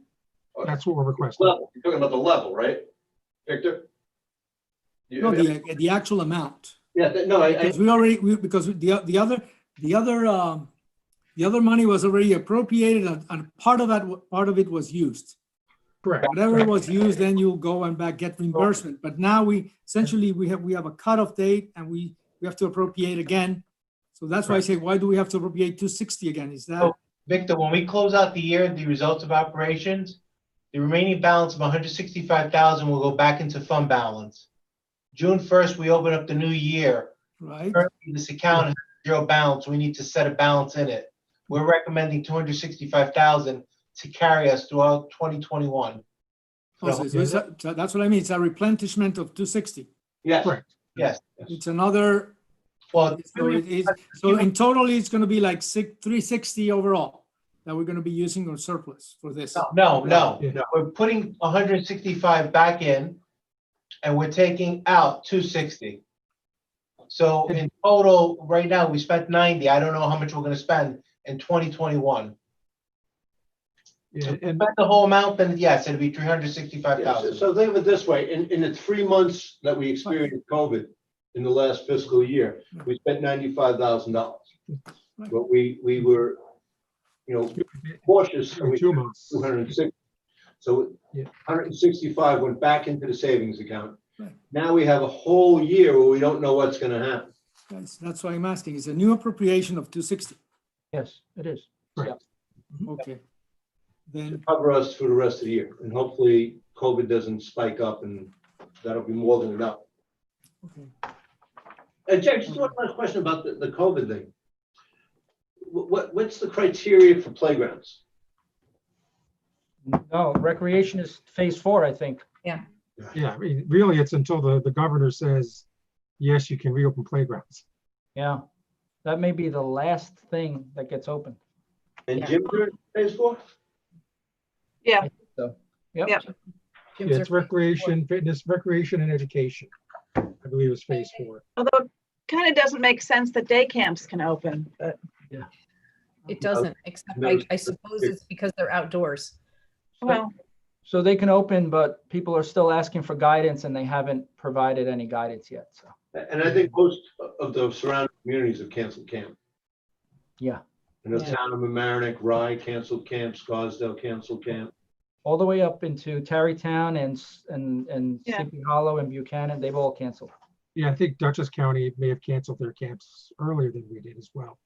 And the So state what- hasn't, Go ahead, you can finish, Dan. yeah, I was saying the state hasn't even come out with guidance for sleepaway camps either. So, it's a, Now, but if we think about phase 4 and the playgrounds and like gyms. Do we know about that guidance, whether it's, recreational equipment with social distancing still? It's not just phase 4 is free for all back to normal, is it? No, what the state's been doing is they've been posting the guidance on the New York Forward website. They haven't posted anything yet, but I think what you'll see is just general, you have to maintain social distance. You have to separate pieces of equipment. You have to wipe them down after each person uses it. That's what I would guess, but I haven't seen anything yet. Right. I'm just thinking that may present real challenges to us when the village opens up the playground equipment. Yeah. A lot of surfaces. Right. Yeah. Gym's a different story. You can wipe down your equipment after each use, but who's there to wipe down the giant playground set that's in the park? Right. So I guess my point is, as we go through the phases and we think it's becoming easier and less expensive, that's not necessarily the case. Mm-hmm. But one thing I have been reading lately is that, the incidences of people getting COVID through services was over-reported. I mean, I don't know if they're going to change the guidance, but, it really is airborne. The old, listen, I still push elevator buttons with my pencil because, why take a chance? Yeah. But it really is an airborne disease. Any other questions about the? Jerry, a related question on procurement. Is procurement normalizing as we move along, or would you now be following kind of the normal procurement policies we use? Yeah, we were following it. I mean, the cleaning contract that we have is not our regular cleaner, but they came off of a what was that contract, Dan? Was that it's Sourcewell? Oh, yeah. So we're buying a lot of stuff through Sourcewell, through state contract, through U.S. communities. For instance, Amazon Business has the entire COVID-19 section, and we're purchasing off that through U.S. communities. So yeah, partly, Victor, because we're used to it, and so it's our process, and we just continue with that process. All right. It's okay, easier good. for us. Good to know. Thank you. So good for regular meeting, right? Yeah, I hope so. Okay. Yep. I'm good. Is that the only thing that is on the regular meeting tonight? I think I have. Let me pull up the regular meeting. I think we have the agreement on there with the town. Yeah. The town? Nope, I don't have it yet. So no, it's not on there. Is the budget for COVID and parking stuff drop off? That was it. And that's got to come off. Okay. Review of public safety capital budget requests. Did people from the budget committee want to get on this? Ellen's been here for a while. I didn't know that. Well, why don't we, they did a lot of work on this.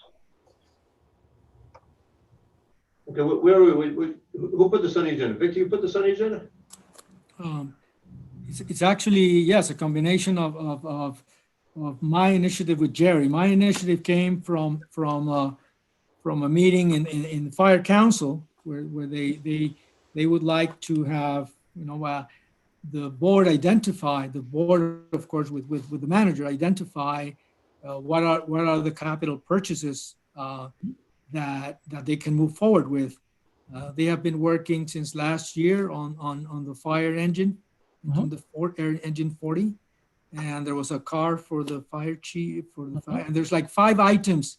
So that's when I said we'll bring it back so that we just clarify what are the priorities and how they should proceed.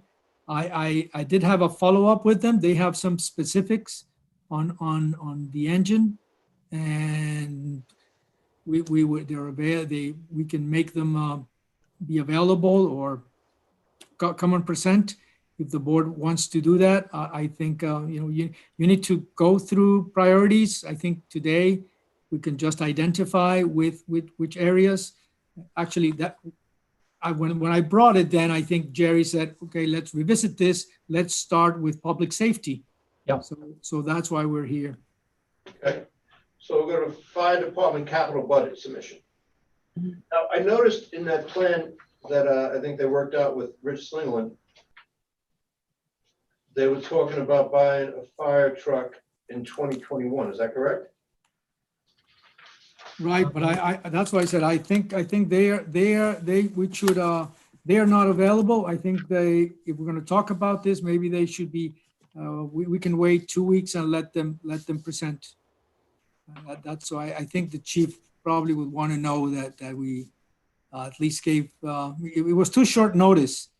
This was just on Friday we were exchanging. So I think in order to have a full discussion with the fire department, I think the chief should be made available, or Assistant Chief Acosta, and they have a subgroup working on this on a permanent basis. So I think they are the best ones prepared to tell us how this has been working in the past years. Now, is that subgroup just working on the fire truck or also on the chief's car? Because I know that they usually form a committee with every fire truck. That is the number one request I have. So we can talk about, but I think then have the chief, we want to then discuss his other items as well. We have a specific request for the fire engine, and then the other items all together. So I think we should just have a full discussion of the fire department, hopefully at the next meeting. Well, why don't we make sure they're invited, Okay. and we'll have a good time with them. Well, while we're on this, pardon me. It's 5 items. Let me look at this. We're talking about what about the police capital budget? Is it all just cars?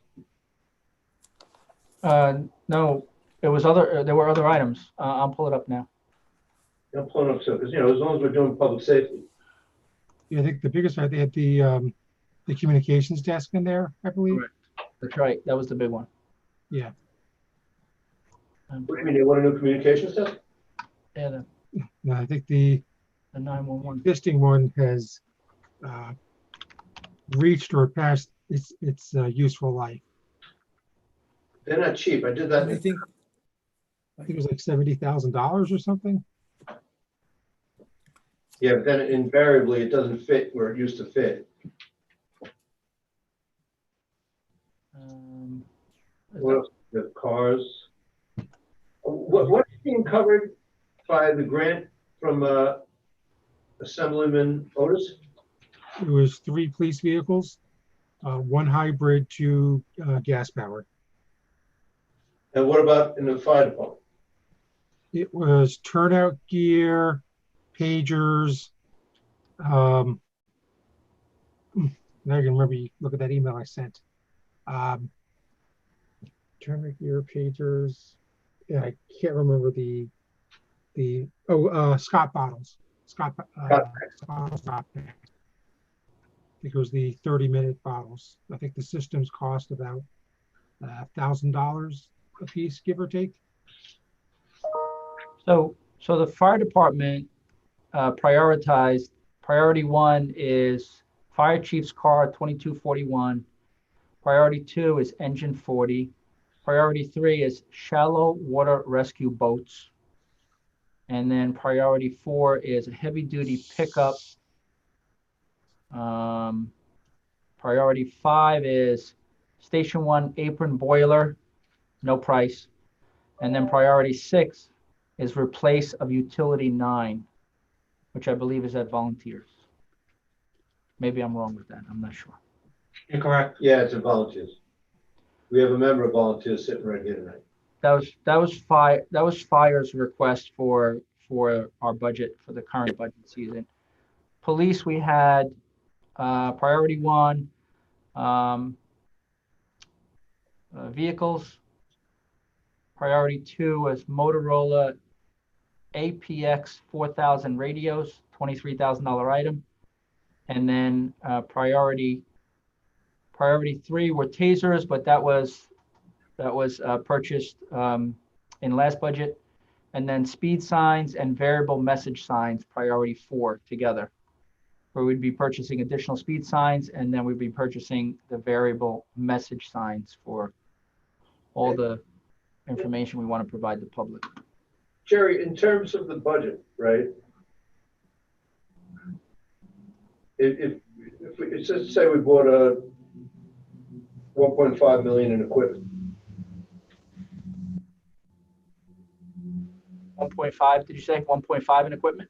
Yeah, so we wouldn't have to start paying for that until 2022, right? Because you say you bond it, right? It doesn't hit your budget until 2022. Correct, but we had that schedule, may I speak? Yes, yeah. We had that capital schedule that we put together, so we ideally try to bond new money once those payments are completed. So right now, currently, we're paying off engine 42. Engine 42 should come off that list this year, and we'll have those principal and interest available to purchase something new. I'll do an analysis Okay, in 2 so weeks. right, but this is what I'm saying. All right, you pay off that engine this year. Right now, you don't get these things aren't sitting on a shelf somewhere. You got to have them made. You got to have. Yeah, it takes a while. But by the time you get it, that engine's paid off, and then you do the bonding for that engine, right? That's correct. So what I'm saying is that there won't be interlocking. They'll be separate, but the way we're going to do the financing is that when we don't have a truck, as opposed to abolishing those payments, we'll transfer those payments into capital to reserve the funds put in your truck. Right. So my point kind of, it's not going to have a huge bang on the impact. It should have a zero impact. If Ellen's been waiting, if she wants to say something, please. Yeah, because I think.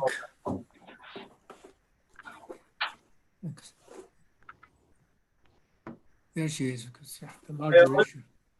Hi, can you hear me? Yes, yes, we can. Hi, thank you for waiting. Since 4 o'clock. But you guys have been working the whole time. I've been playing games, so I'm not going to complain. The only thing that I would say, and I took a quick look at the equipment replacement plan that Rich Slingerland put together in 2012. Maybe that's something that should be revisited. And we should take a look at how much equipment we have and do we really need it? And in going through the capital request forms that Jerry had all the departments submit, the heavy duty pickup truck is so they could haul the shallow water rescue boats. Well, if we don't get the rescue boats, then we shouldn't be getting the pickup truck. But I still question why we need so much more equipment than our neighboring communities. And I would just ask the chief to explain that, rationalize it. You know, I'm not saying a flat out no, but right. Is this something we really need to do, or can we defer things? What about on the shallow water rescue boats? That's also in our multi-hazard mitigation plan. It's been there since we adopted our first plan back in 2012. And we're trying to get grants for it, but that was obviously to effectuate rescues in areas like Washingtonville, places that are inundated with floodwaters where there's just enough floodwaters to float a boat, but not for anything that's going to have its hull scratched or damaged by a roadway. All right. Anything else, Ellen? No, that's it. Thank you very much. I'm sorry you had to wait so long. No, that's all right. Have a good night. Thank you. Thank you. And actually, I think it's worth, I try to find their memo, but it's worth revisiting the memo from the budget committee, which was on the same topic that was just discussed just before she came on board, which is that the village has a certain capacity, right? I think it's 8 million. So as we move along, we do have to have that follow very strictly that criteria that was laid out. The color coded with the priority. It's kind of those two things together, right? The combination of what must be done, and that's where you can have some adjustments, because just the sewer repairs would take care would take the whole chunk of 8 million, and actually it was like 12 according to the discussion with Hernani, and that would just eliminate any possibility So that can be broken down at least in a third, I guess, to open up some discussion on replacement of equipment. And that's, once we have those numbers, we can then run down the list. Yeah, you know what I think we need to? I think that's a good point, Victor, but I think what we need to is, and Augie, you can help us with this, is a schedule of when debt retires. I'll have that to you next. Yeah, so we can have some idea. I mean, Absolutely. The firehouse was what? That's gotta be like, it was 25, 15, 16 years, it's 20 years, 25 years. it's a 25-year bond? Because that was a big one. Oh, well, what are you gonna do? All right, anybody else have any more questions on this? Just a couple. I mean, really one. We had set up to do this review for the capital budget on March 10th, and it got canceled. So either we should keep this going on our agenda every other week, or maybe we want to set up a separate meeting to just do these capital budget items. I'd rather do it on, I mean, I think we could do it here. Like, let's do the fire department next week, and then maybe we'll do the police department the week after. You know what I mean? Just roll it in. Hopefully it wouldn't take more than 20 minutes. Do it. But I just think we need to keep doing it. Yeah, because you couldn't do it in one meeting because you got to bring all these guys in, right? Well, it's easier on Zoom, right? Yeah. They can stay home. I agree with you. I'm interested in hearing what the fire department has to say. I know they put a lot of work in their trucks, and they're important pieces of equipment. Well, and every department put a lot of work into their capital budget plan. So I think it's, we really. No, I understand. I'm just saying what I'm talking about is that, when Parks, let's just say when DPW orders a truck, Tony picks out the truck and says, "Here, this is the truck I want." When the fire department does it, they have a committee and they go through different. I mean, I'm just saying it's a bigger, yeah, it's a bigger project. It's a bigger truck too, right? It's a very important truck, and it's very expensive to buy. It's very expensive to repair, and it's very expensive to maintain. Yeah. So they got to make the choices wise, and they always do. All right. Anybody else on this issue? No. Okay. Intermunicipal agreement with the town of Mamaroneck sewer camera truck. Barry?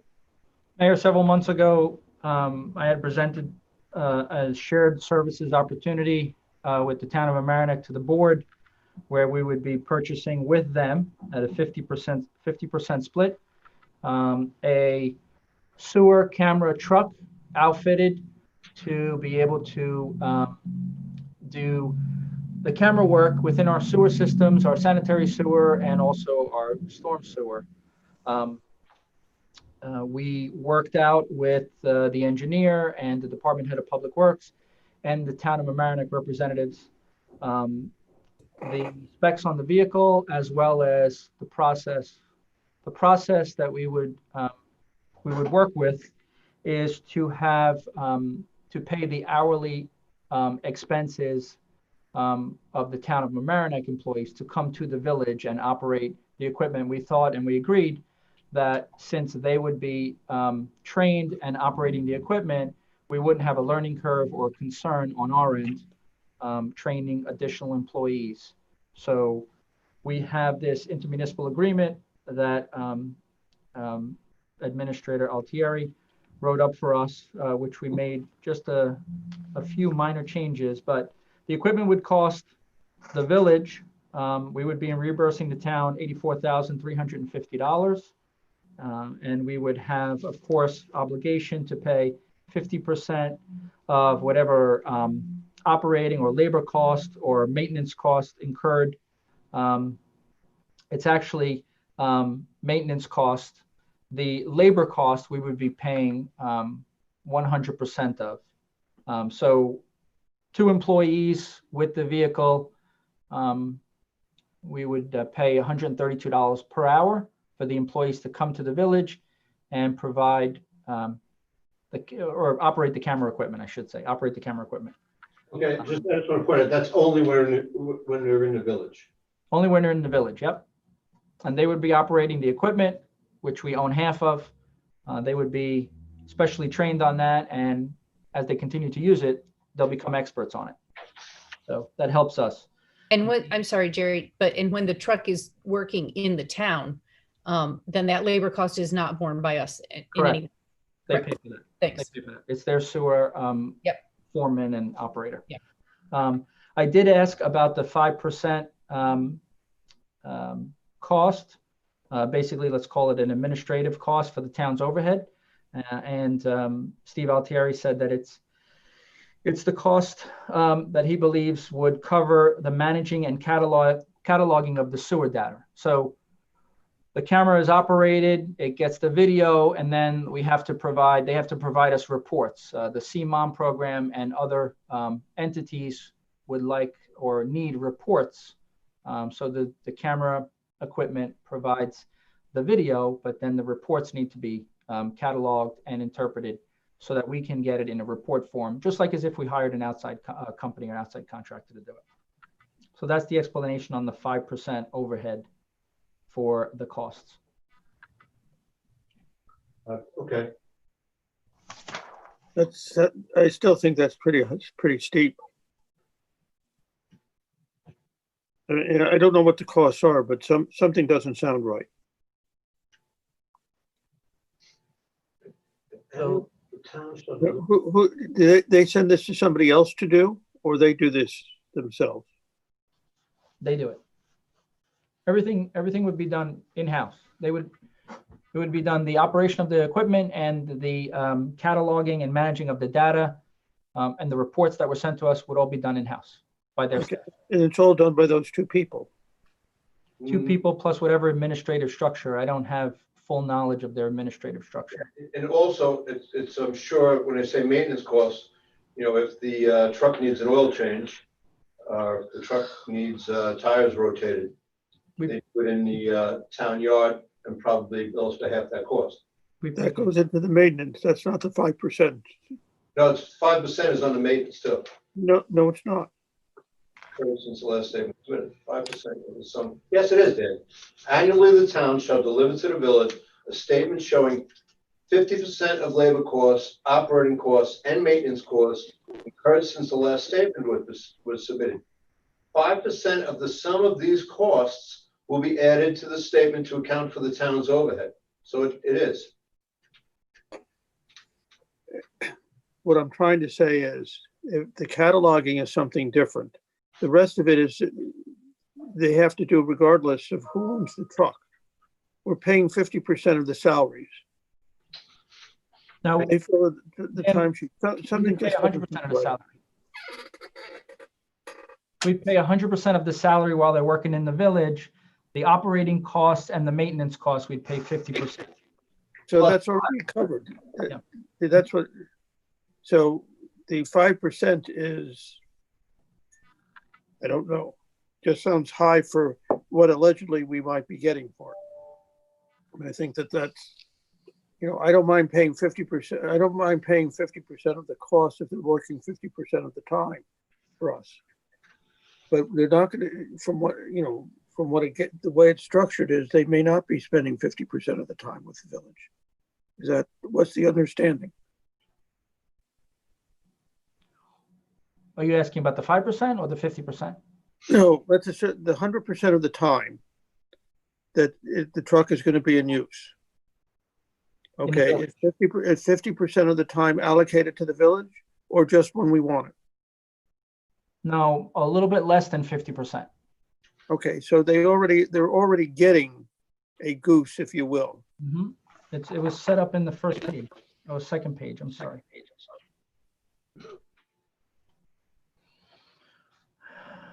How much time it goes? Rental? A third and no more than 2/5 of the time the equipment is being used in the inspections of sewers in the village. Annually, the town will devote approximately 1/3, but no more than 2/5 of the time when the equipment is being used in the inspection of the sewers.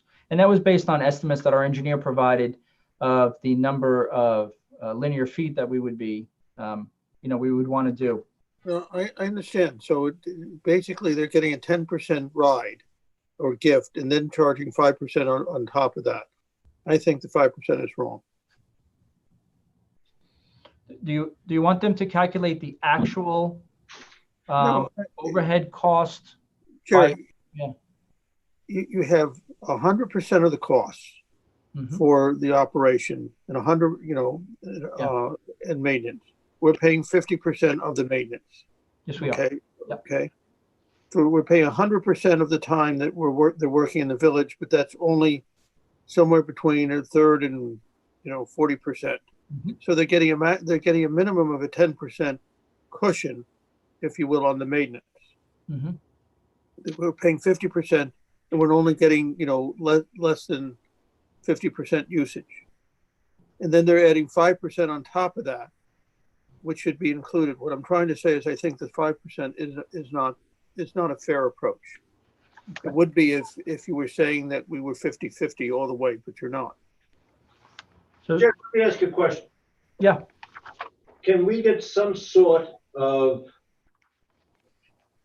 a guesstimate on what that 5% will actually relate to? I mean, if we're talking $500, okay, but if we're talking 20, you know what I mean? Sure.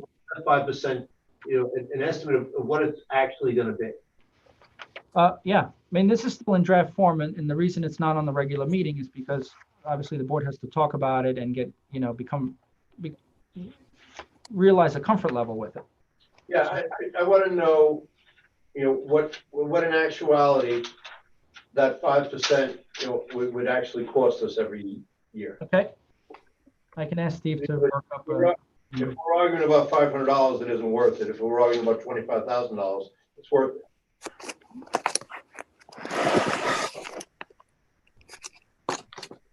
That's fine with everybody. Anybody else have any questions or concerns? I think it's good to know what this 5% of. My concern is that it is going to be a fairly sizable amount because it's labor. It's 5% of labor, maintenance. It's some expensive items that we're taking 5% of. But I want to add on a positive note that this truck is something that we've been talking about with the Flood Commission for as long as I've been sitting as liaison. So as long as I've been trustee. And they are really excited about this. This is going to be a huge boon to them in figuring out, particularly in the industrial area, which has been the subject of heated discussions.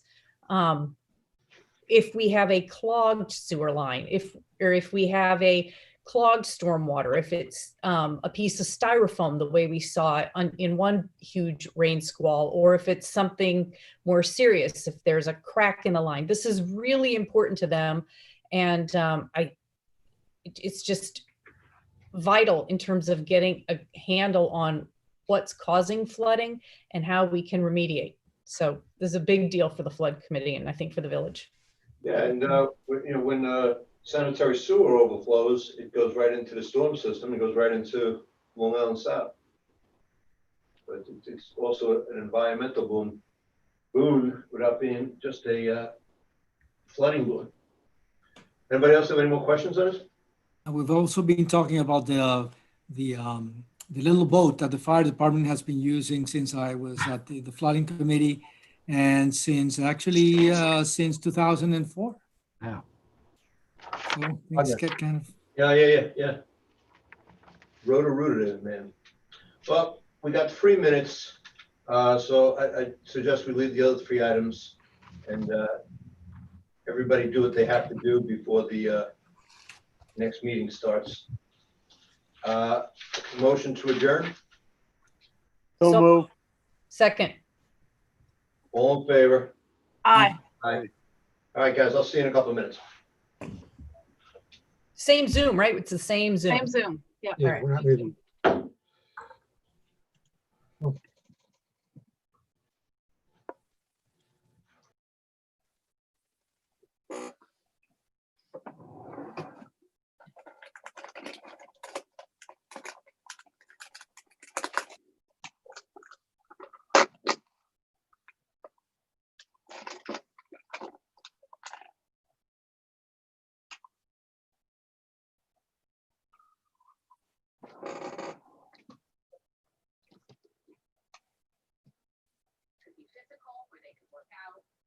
Continue some of the routine. There are monkey bars and a climbing wall.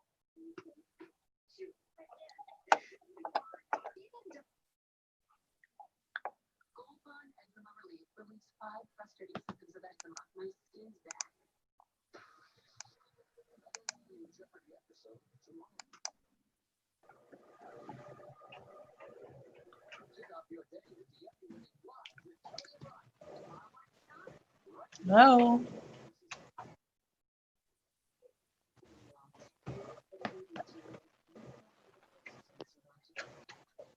Hi, Senator. Hi, Dan. How are you? I am super duper up expialidocious. And you? Wow, that's pretty strong. I have some notes here. Oh, my printer is making so much noise.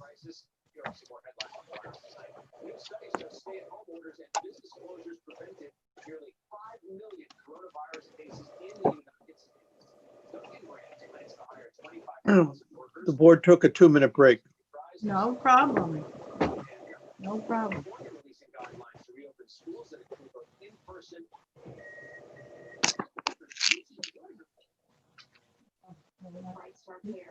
So people can get safe first.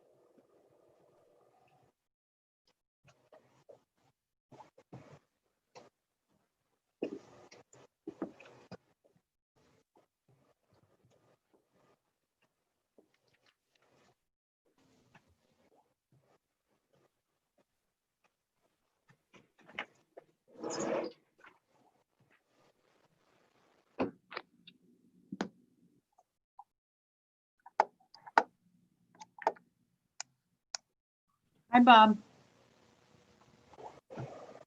Hello, Shelley. How are you? How are you doing? Senator, good. I'm good, thanks. And you? I'm good. Yeah. A little crazy up here in the Albany world, but Oh, are you in Albany? yes. Oh, are you in session? Yes. Oh, I didn't realize that. Okay. I didn't know that when I said I wanted to do this, but it's okay. But it makes it easy, right? You didn't have to drive back for this. Yeah, no, I didn't have to drive back. That's the kind of thing George used to do. Yeah. He's crazy. Yes, I know. I love him dearly, but he is crazy. Yep.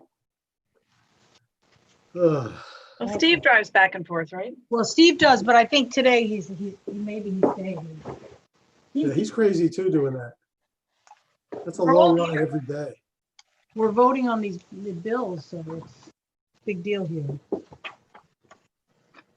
Oh, what are you doing today? Here? Yeah, we just did a ban on chokehold and Oh, good. we're doing, a lot of these police bills, mostly.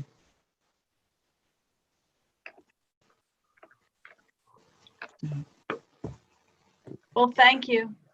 Thanks, Nora. We How are you? appreciate it. Good, good, Good. good, good. Good to see you, Senator. Nice to see you. We'd like to see people in person, but this is better than nothing. It is. We're getting used to it, aren't we? Yes, we are. It's true. We are. By the time this is over, we'll all be good at Zooming.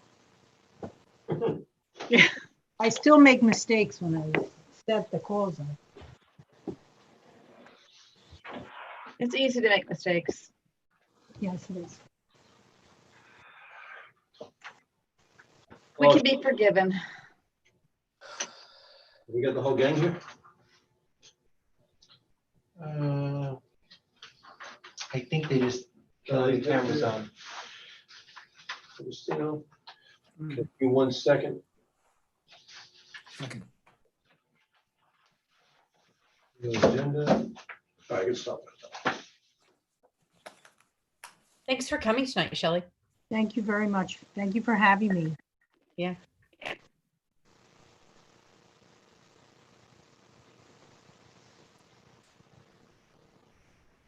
Okay. Everybody ready?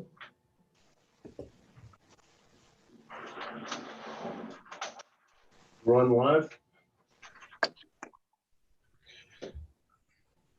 Good evening, and welcome to the Village of Mamaroneck, June 8th, 2020, regular session of the Board of Trustees. We just came out of work session. If you will join me in the Pledge of Allegiance. I Pledge allegiance To the flag to the flag of the United States of America and to the republic for which it stands, one nation, nation, under God, indivisible. indivisible, with liberty and justice for all.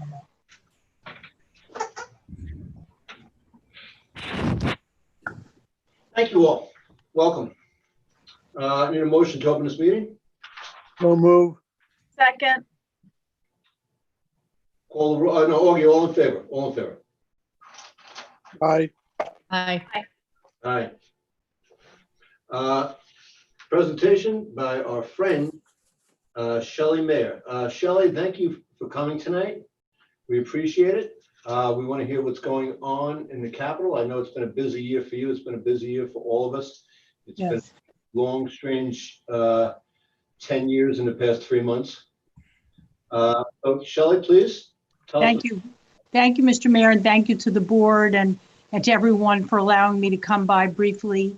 When I first asked to do this, I did not know we would be in Albany today, tomorrow, and Wednesday, voting on a package of reforms to the way our police and our criminal justice system works. So I'm here in Albany. We did some today. But first of all, let me thank you for all the work you've done for the last several months. I mean, I certainly have talked to the mayor and some members of the board. All of us in government, I try to explain to people, I don't think we've ever worked harder than we did over the last few months, really trying to serve people on the ground. And I know I spent 2 months, 5 people on my staff working full time to help people get unemployment. It was nothing but a challenge. Yeah.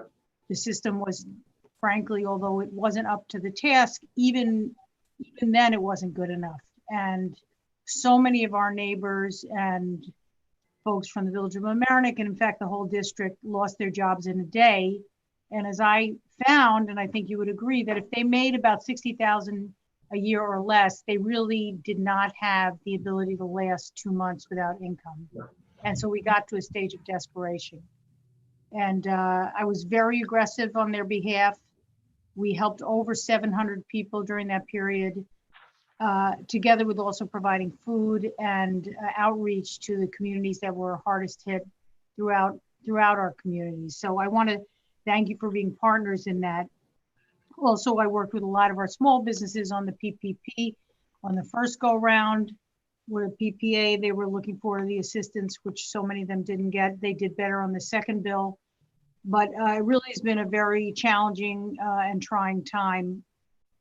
And I appreciate the opportunity to work so collaboratively with the village, and in fact, all of the municipalities. At the same time, of course, I'm terribly worried about the fiscal impact on the state of New York, certainly on education as the chair of the Senate Education Committee, the potential of a 20% cut in schools, which the governor held out, on top of the fact that we enacted a budget that already was as lean as it could be.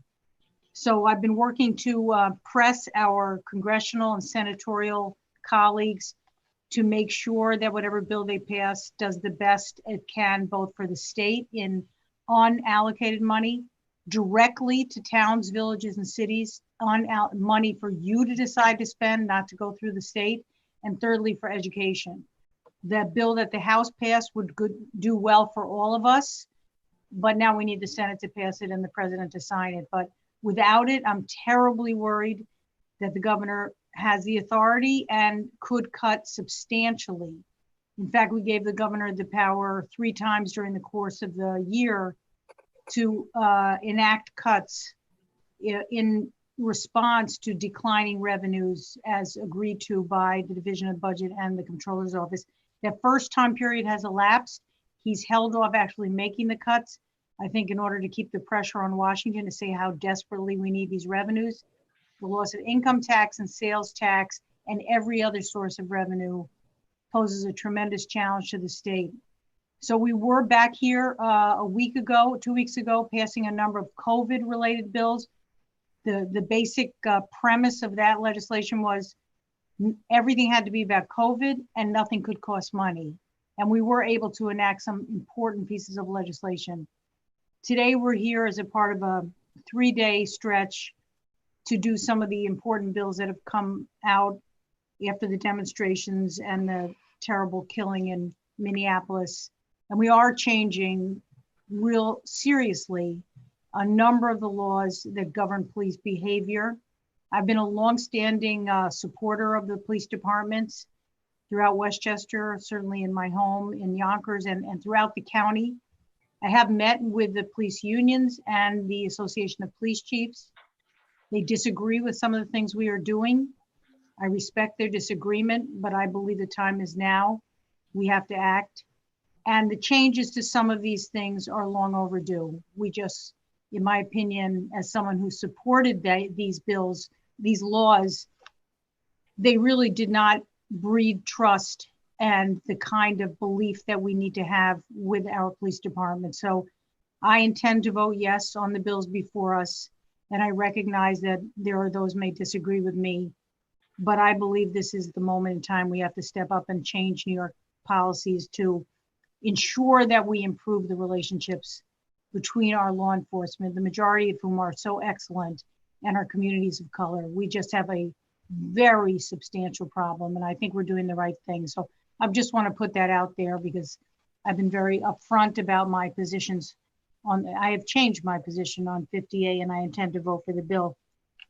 I want to talk a little briefly about some of the things the governor has been doing. As you know, we gave him this extraordinary power. Some say too much. At the time, you know, it seemed like the right thing to do given we were going into this pandemic. And I think overall he's exercised it very wisely, even though I've not agreed with everything he's done.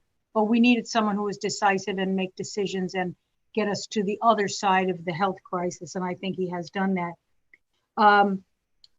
Every day we learn something new. And the best part is today, Westchester is clarified will be in phase 2 starting tomorrow. That means many more things will be able to open, at least partially. And I think it's a great development for Westchester, certainly retail, which we had before, but now we're going to be able to have outdoor food. Hair salons, very important to me. I waited a long time. I'm looking forward to that. Obviously, all with a lot of reservations and rules imposed to protect health.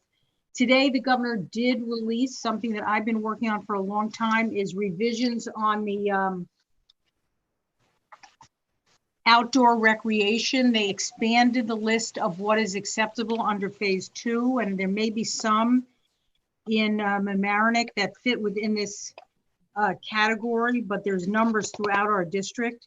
Things that outdoor low-risk recreational activities are now described beyond tennis, golf, and some boating now includes racket games, shuffleboard, aerial rope courses, batting cages, shooting ranges, and swim class and swim instruction, provided there are social distancing and cleaning disinfectant measures in place. So that is a significant enhancement for certainly many of the activities in Mamaroneck and elsewhere. Obviously, marinas and boatyards were in, but I was pushing very hard at that, and I'm pleased that that happened.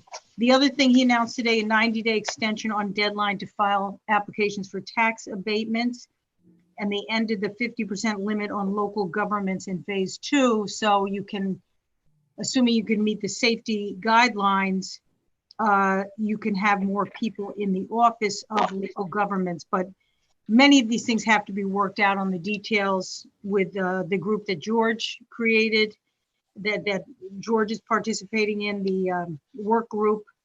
But these are good signs that we are moving forward, and I look forward to working with any business, as I am with a number of Mamaroneck, that want to try to get into phase 2 that are currently scheduled to be in phase 4. There may be things that people can do, and we're willing to press the governor's office for exceptions, and that's what we've been doing. So I think, if it's okay with you, Mr. Mayor, let me just see there. I think there was one other thing I wanted to say. The expansion of testing. There's now really a great opportunity for many people to be tested. There's no longer really a prerequisite. And I think the testing, both the diagnostic and the antibody tests, are very helpful in driving down the incidence in our communities.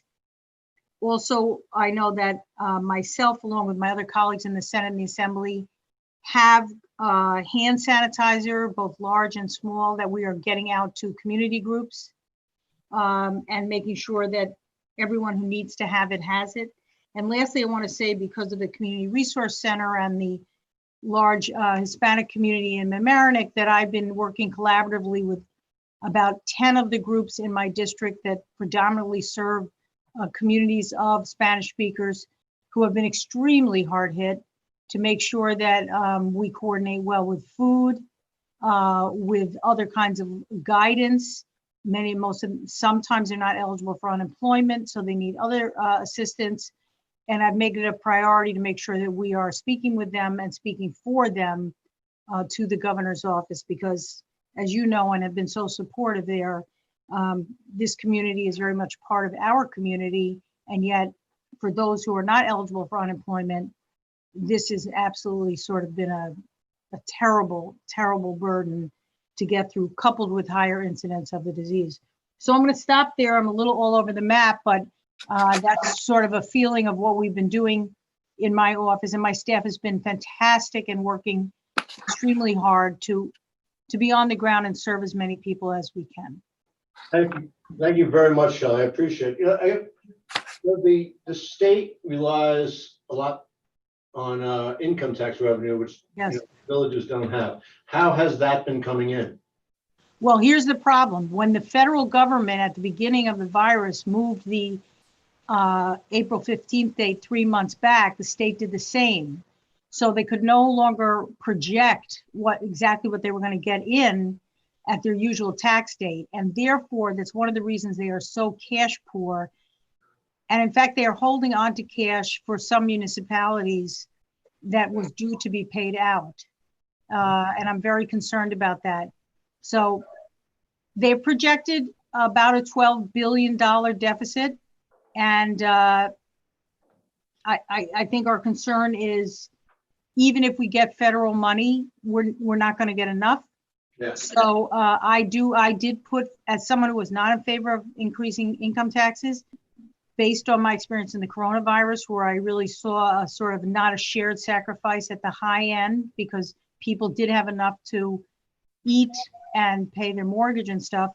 I proposed a 2-year bill of increasing the tax rates by about 2% for those making $5 million or more for a 2-year period, 85% of which to go to K through 12 public education, 15% to SUNY and CUNY. We haven't really moved on these issues until we know what the feds are doing, but I think it's clear that we're going to have to do more than just rely on the federal government at best to help us through this hole. Thank you. Okay. Anybody else have questions for the Senator? Questions? I'm looking, I don't see anyone. No. Thank you. It's a tough time to be an elected official. It's a tough time to be in Albany, I'm sure.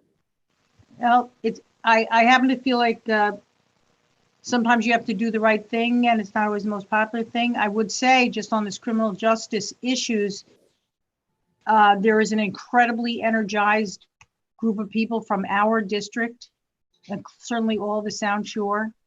I've never had more emails in support of this reform agenda, including all the other issues, including as chair of education, that I've had on this issue. So, and that's all from our district. There is a movement out there, and young people are driving it, and they are prepared to make their voices heard. So, Yeah, I think you're right. I think it feels different. It feels like a real fork in the road. yes, and I do want to clarify, as someone who's had a long-standing relationship with law enforcement, the vast majority of our officers in Westchester, and in fact throughout the state, are people of the highest professionalism and integrity. But we have a structural problem we need to fix, and so we're trying to do that. And you know what? Kelly, thank you very much for all of your hard work. Thank you very much. Really appreciate it. Thank you, Dan. That's very nice of you.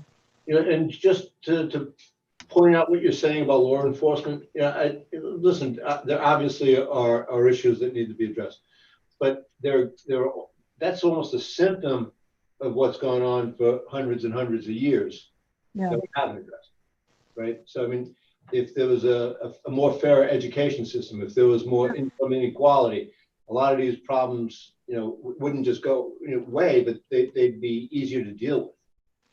Yeah, we put a lot on our law enforcement to solve a lot of other problems that are bigger than them. I agree, but you got to make policy changes. That's what you do. You've made some tough decisions there, and I appreciate it. So thank you for your indulgence. And I'm sure I saw your agenda. You have a real agenda that is more substantive than what I had to say. So good luck on that. Thank you very much. Thank you. Thank you.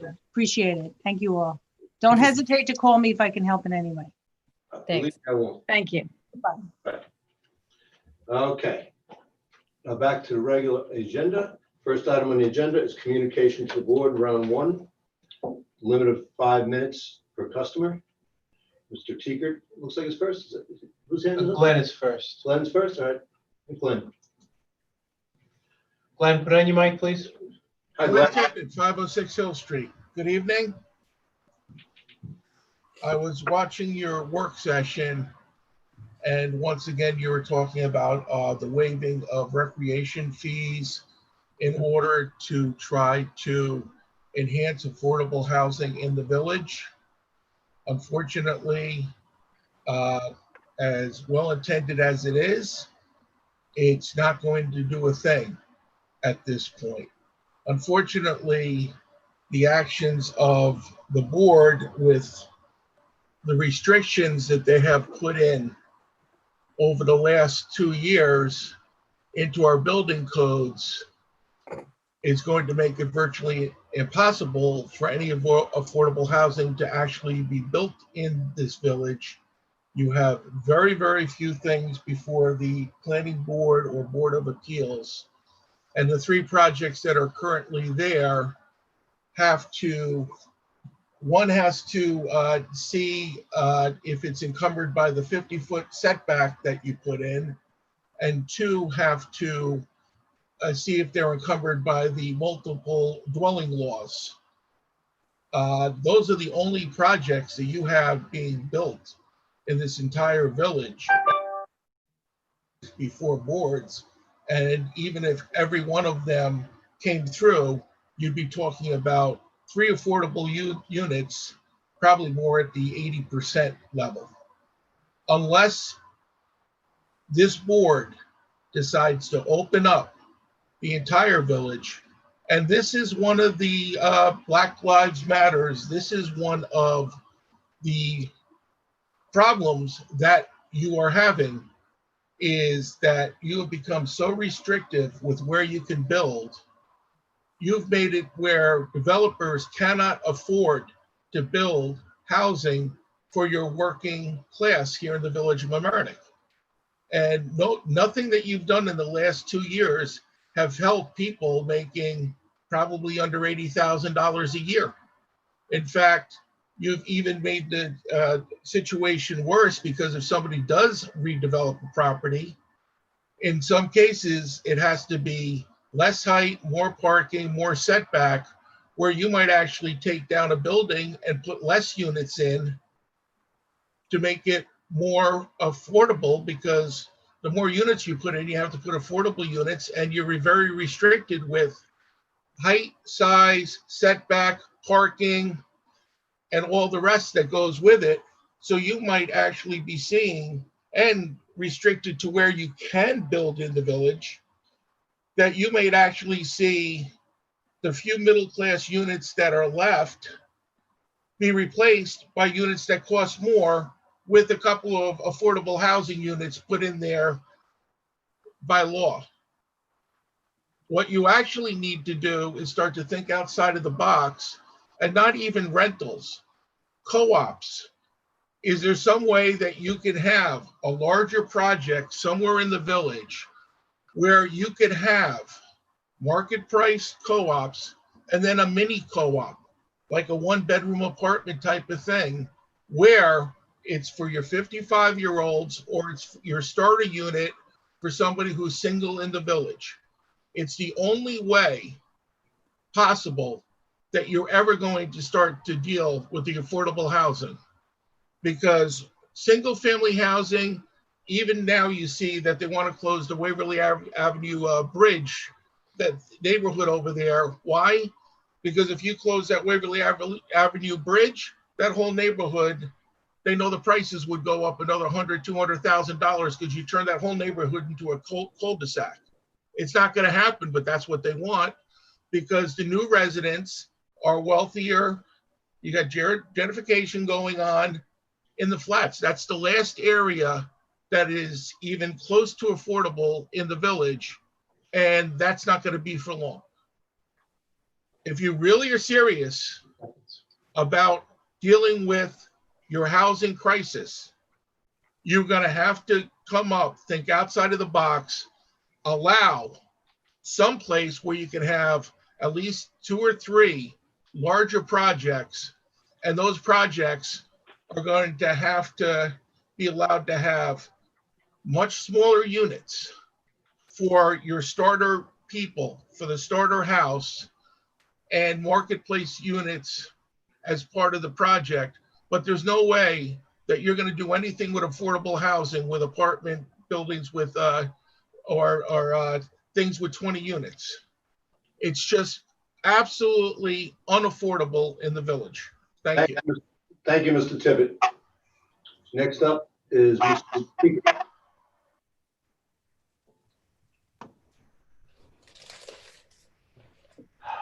Do it, unmute yourself. Hi, you there? Yep. Good evening. I'm looking at the new time limits the board has set on comment, and I see that on communications to the board, it's 5 minutes.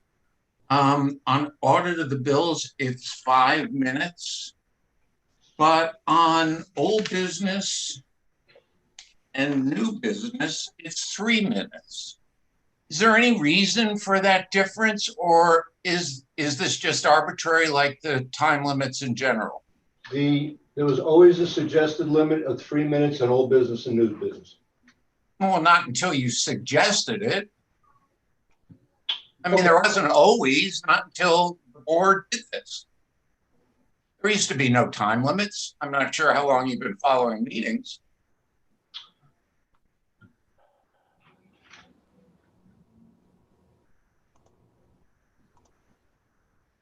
Do you have anything else, Mr. Tiggett?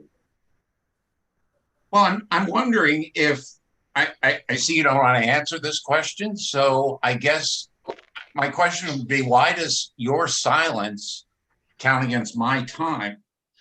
I see on the work session you had a old business item, I think, of full-time village attorney. And when you got to that item, you said, we discussed this in executive session. Isn't that a policy discussion, whether to hire a full-time village attorney? Why would that be discussed in executive session? It's a good question. Okay, maybe Mr. Spalzino can weigh in on that. He wasn't there. Maybe Christie can weigh in on that. Also wasn't there. Why is that?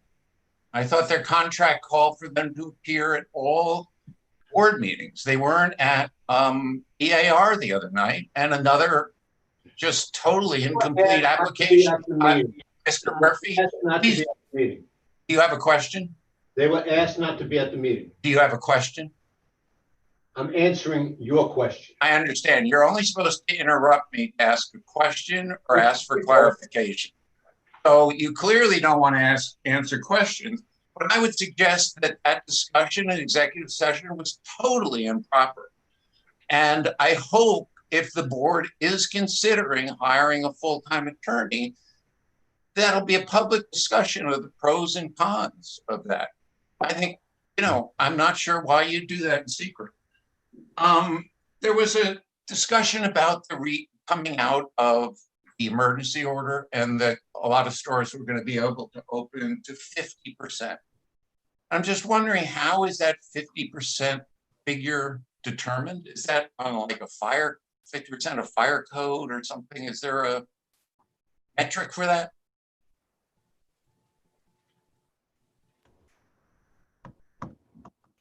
It's based on the occupancy. That's fire occupancy, or is that square footage? I don't understand how a retail store, I never see those signs about, you know, fire occupancy of more than 50 people is illegal here. So, and listen, I'm not looking to be a stickler on this. I just find it fascinating how when they say 50%, 50% of what?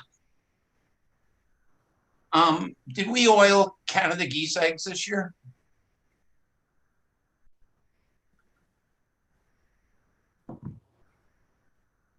You know, the past board under the past mayor used to regularly say that public comment was not a question and answer period. I'm not sure if that's good policy for this board. This is the only opportunity that the public has to speak to their elected representatives, and the deadly silence on pretty much everything is really concerning. Westchester Land Trust, have we contacted them about the mosquito control in the Otter Creek Preserve?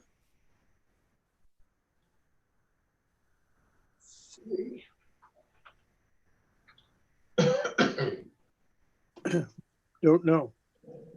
Jerry, have we done that? Oh, no, I don't think we have. Dan. Okay. You know, I asked about this a year ago. Isn't this just a polite note to say, hi, we're going to control mosquitoes in the Otter Creek Preserve, which you own? Do you have any problems with that?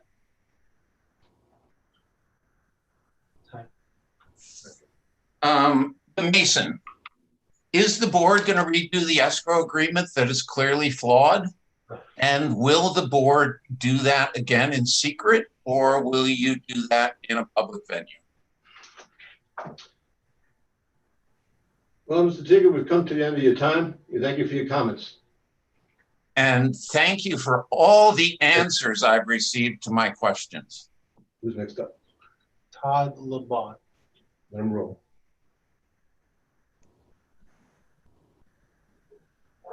Todd, enable your mic. Yeah, can you hear me? Yes. Yes. Hi, Todd LeBaugh here, owner of 604 Halstead. I just wanted to find out when the plan is to expand Halstead. Excuse me, Mr. LeBeau?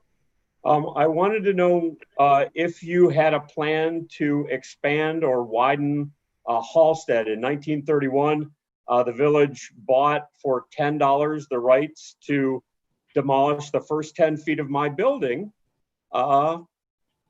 And that was 90 years ago, and they have chosen not to expand the road, but I am unable to buy that right back after 89 years. I'm wondering how I can buy that right back so that I can sell my building.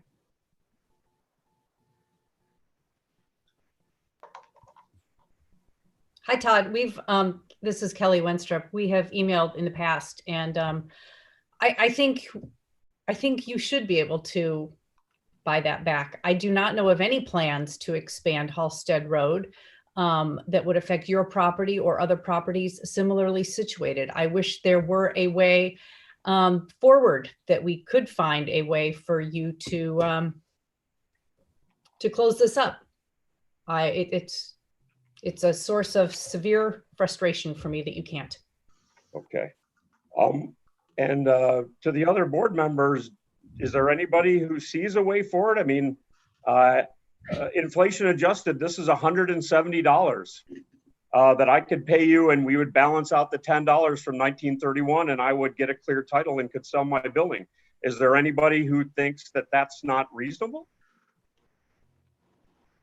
I would be willing to do it, you know, on a negotiated agreement. I'm happy to come tomorrow with checkbook in hand and give you a check and get it done.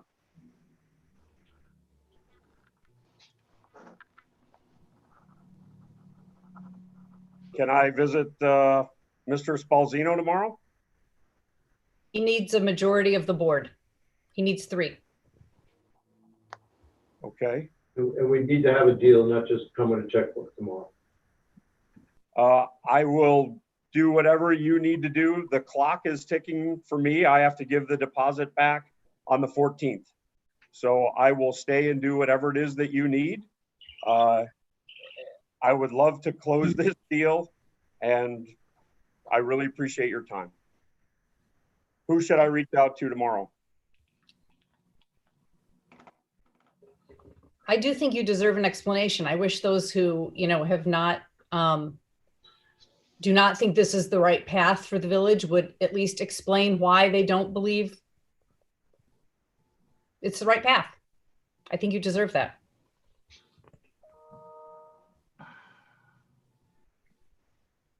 Mr. Notches, do you have any comments why it's not the right path? Not at the moment. Mr. Sarnoff? No, Mr. Sarnoff. I'm not an elected official. I apologize. You're civil Mr. servant. Mayor?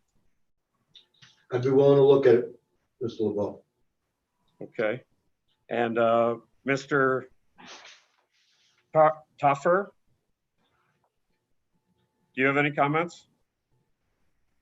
I have not, because this was discussed in a legal setting, which should not be, you know, even disclosed.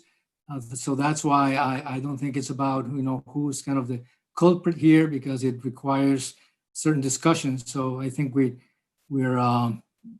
was discussed. That's all I can tell you. And the way out was not found. So that's all I can tell you. So literally 3 doors down from me is for sale. Their deed from 1931 says if the road is not expanded, the village, the deed will go back to that property owner. So their deed is different than mine, and they will sell their building and they will come to you and ask for clear title. So you will need to provide a path for that person. You have had, the village has had 90 years to decide whether to expand the road. I believe that is enough time. Mr. Barbario, do you have any comments? I'm not an elected official, sir. Okay. I'm the village manager. Mr. LeBeau? Yes. My suggestion is send us an email with that new information you just mentioned. Yes. And we'll see if anything can be done. Very good. I will send that post haste. Thank you very much for your time. I'm sorry. Thank you. Who's next? Nicholas. Nicholas? Yep. Nicholas? Yes, good evening to the Board of Trustees. I hope you're all well. You've been staying safe and healthy during the pandemic crisis. That's the first thing I'd like to say. I'm coming to you this evening about 2 particular issues. I think that would be of, it's key investments for this community. And I also look at it from the lens of how it could protect people of color that does predominantly basically inhabit the part of the neighborhood in which I live. The first issue I just wanted to come to you about again, it was I addressed on February 24th about the federal government and specifically the Trump administration's decision to rescind federal funding that was going to go towards a flood mitigation project that would have had a tremendous and positive impact, really, from a environmental resiliency standpoint for our community. And again, I'm looking at this now more from a lens of how does this protect, by the way, a community of color in this case, that I think would be tremendously impacted if we were to have a flood of the size and impact that the 2007 flood had when it did impact the very area where I reside today, 18 Grand Street, apartment 3G. Apologies, I didn't give my address.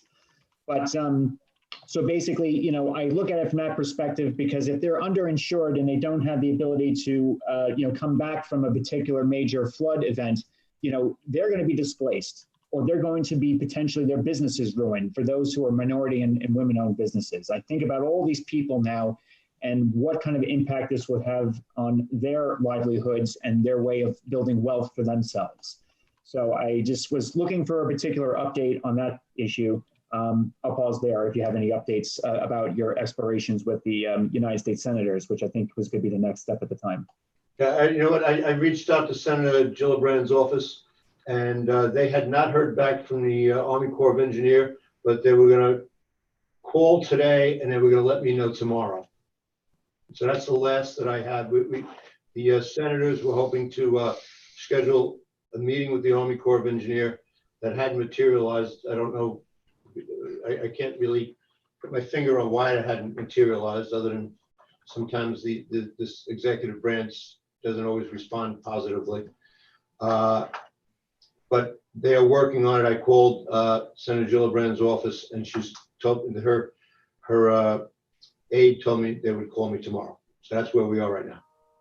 If I could just add, Tom, in case Nicholas or the public doesn't know, both our senators, Gillibrand and Schumer, along with our member of Congress, Elliot Engel, wrote to the Army Corps asking for a meeting with all three of them. So they were very serious about this, trying to get a meeting set up. They're behind us, which is very good. Yes. Okay, well, that's great to hear that.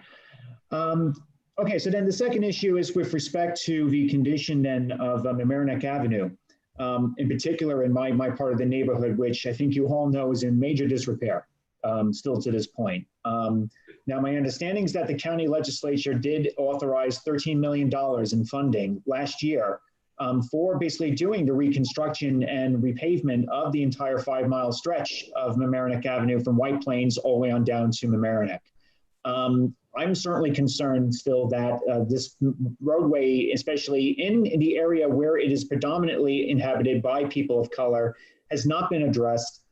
Certainly the major development projects, including the building where I reside, and then as well as a retail strip mall that was built a little further down the road. Those projects have since been done. The utility tie-ins have been completed, but yet I still have not seen any kind of action, any kind of expenditure of funding that would now help to go and address really the condition of that infrastructure, because I think that's only right at this point that the infrastructure should be made whole, and that we should be putting it where we have it, where it's accessible road that you don't have to be concerned about your own car, by the way, riding over very bumpy and uneven roadways. And I have the issue too, where my building shakes all the time when I have major truck traffic that comes down, and tends to wake me up at 5:30 in the morning. So it's very, it's not a pleasant experience, unfortunately, because of how uneven the roadways are. So I was just simply curious to know, whose responsibility would it have been in this case to reconstruct the road? Is it the county who is also holds the purse strings for this? Or is it going to be incumbent on the village or the town to go and do the reconstruction of that road using the county's funding for it?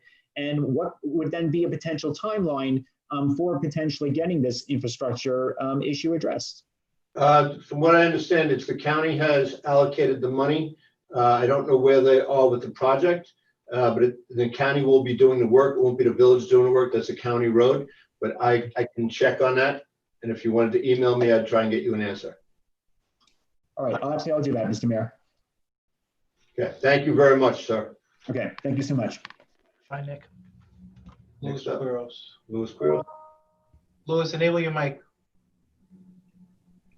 Good evening, Mr. Quiros. You have to enable your mic. You have to turn your mic on, sir. There you go. Good evening. I'm calling in reference to the issues of ethics, and I urge you to vote Cindy Goldstein off the planning board. I trust the ethics committee, with at least in regard to the Cindy Goldstein matter, knows what they were doing when it was a unanimous vote. Also, why did it wait 6 months between this ethics decision and calling a public hearing? The question.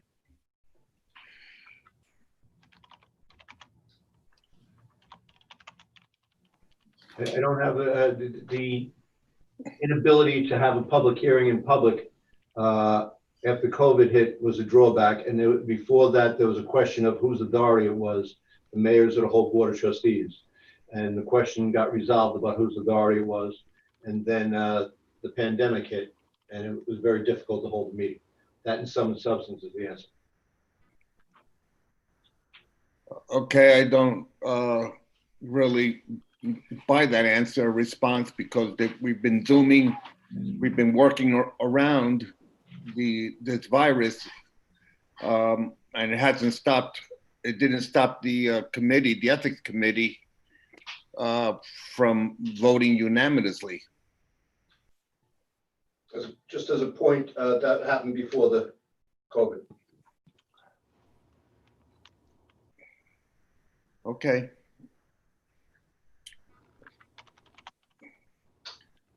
Thank you, Mr. Quiros. Okay. Have a good night. Who's up? Who? I can't pronounce Yeah, it. Gisela. Hi, Gisela. Please unmute your mic. Okay. Can you hear me? Yes, ma'am. All right. I'm calling in tonight, as I emailed previously. I will be mailing in tomorrow 200 signatures of village residents that I helped gather to urge the removal of Cindy Goldstein from the planning board.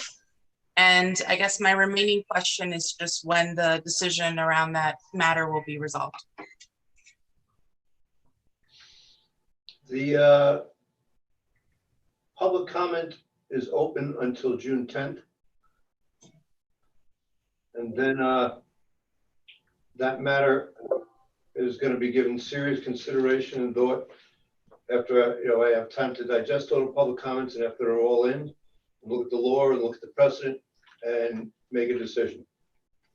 So I don't want to give you a timeline, because I don't really know the answer to that question. It's when I know I have made the best choice. If we could at least give us a ballpark of months or weeks. I'm not going to do that. Okay. Thank you. Thank you, ma'am. Next up. Doria. Who? Doria, please enable your mic. Hello there. Can you hear me? Yes, can you hear me? Yeah. Okay. So, hello, my name is Daria Locker. I don't know if previously when we were talking, we were stating where we lived, so I'm on Cedar Island. I also would like to say a few words about the Goldstein matter, because as you just stated, Wednesday is the end of the public comment period. So I've previously spoken in the hearing, and I continue to be astounded by what was written up by the ethics board. I don't believe that you, Mr. Mayor, have any other choice but to remove Cindy Goldstein from the board. We need ethical government in Mamaroneck, and there are so many appearances of impropriety in this ethics decision, as well as the others mentioned in the hearing on the 27th. Along with all my other neighbors who have spoken up and signed petitions about this matter, I urge you to remove Cindy Goldstein from the planning board. I hope that this can be the first step to more transparency and accountability by our village's public servants. So, as previously asked by others, when can we expect you, Mr. Mayor, to decide on this issue? We can't wait forever. We've already waited 6 months for one step of it, and we've waited through COVID. So if you can give us really any indication of when we don't need to wait any longer, that would be great.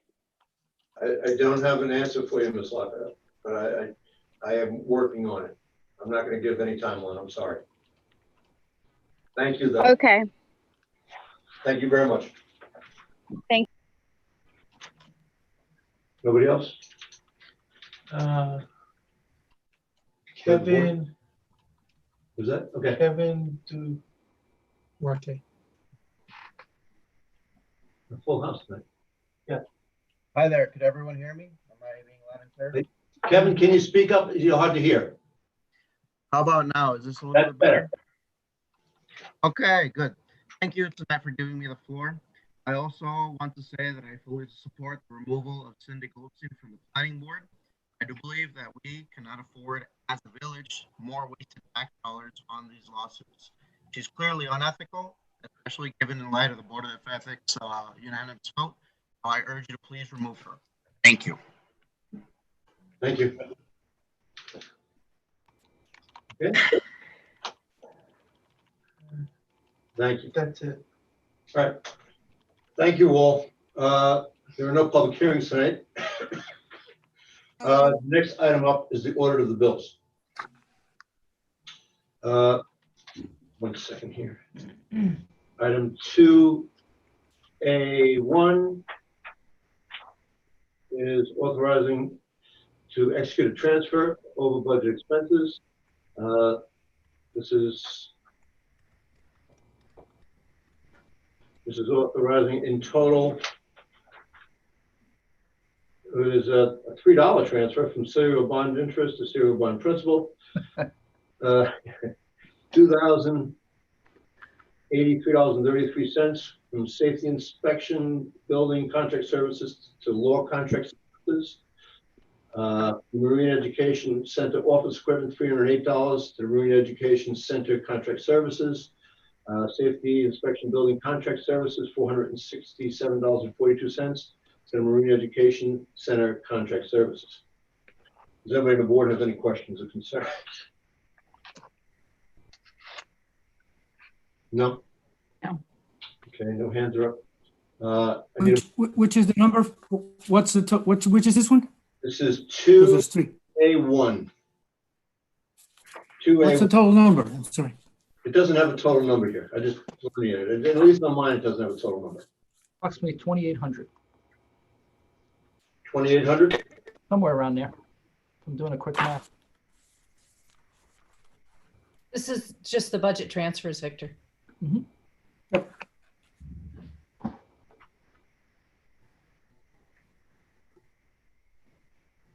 Does anybody have any other questions? No. I need a motion. So moved. Second, Augustino. Trustees Winstrup, yes. Natchez, Yes. Lucas, Yes. Tefor, Yes. And and Murphy. Aye. And one thing I want to say, sorry, Mayor, I want to thank because they made it a little clearer to where it's coming from and where it's going. So thank you, Laura. Thank you, Augie. Very good. Okay, thank you. Okay, abstract of manual checks. This comes to $8,935.43. Does anybody have any questions or concerns?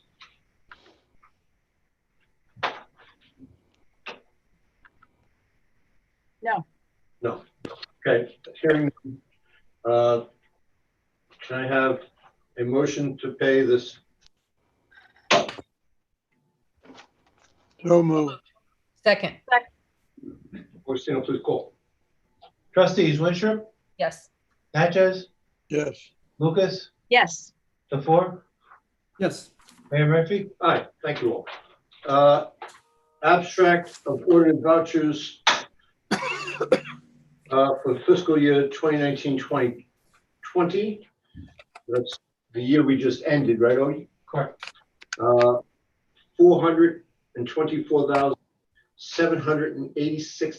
$424,786.85. Any questions or concerns from the board? I have a couple of questions, starting on page 12. Finelli surveying for 3 properties. Mhm. Can you give some idea of why we're surveying private properties? I tried to find out. Those were requests that were made by Mr. Dan Gray. And Spinelli said that he walked in and requested those surveys to be done on those properties. And we have no other backup other than that? That's all I was able to find out, Dan. Nothing else. And were the surveys of the private properties? So yeah, they were of properties that Dan asked about. Did So they I get, can do those. do they get billed back to the applicant? That's probably a good question. That would make a lot of sense. Dan, do you recall, Dan Sarnoff, do you recall if that's something we've done? No, I think these had to do with maintaining the CRS file, Right. but I'm not entirely sure. I couldn't get a They were for the good flood. answer myself. Yeah. Right. The CRS file? Maintaining elevation certificates for the flood community rating system to demonstrate that we have these on file. I'm sorry, I couldn't hear you, Dan. I'm sorry, it's maintaining the community rating system file to demonstrate that we're getting and maintaining elevation certificates as with applications. Okay, But thanks. if that's the case, we get, if that's what there was for elevation certificates, that's supposed to be supplied by applicants. So the question is, was there applications for these files for these properties? And maybe we should look at seeing if we can be reimbursed for that. We will, definitely. I'll track that down. You know, just, you know. It's just something that. Moving on to page 15, last item, Leaf Capital Funding, LLC. Not much, but I don't understand it. It has a lot of acronyms, which I'm not sure I understand. 15, hold on a second.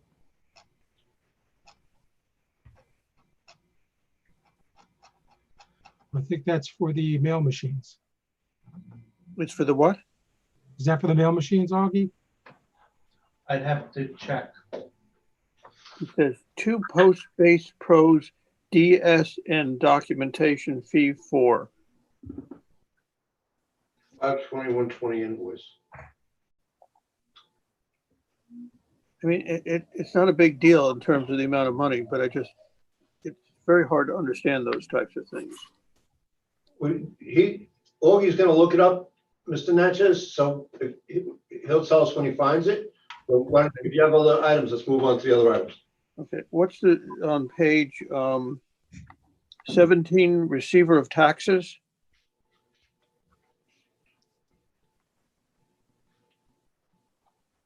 Greenhaven Road, is that what you're looking at? Yeah, Greenhaven Road.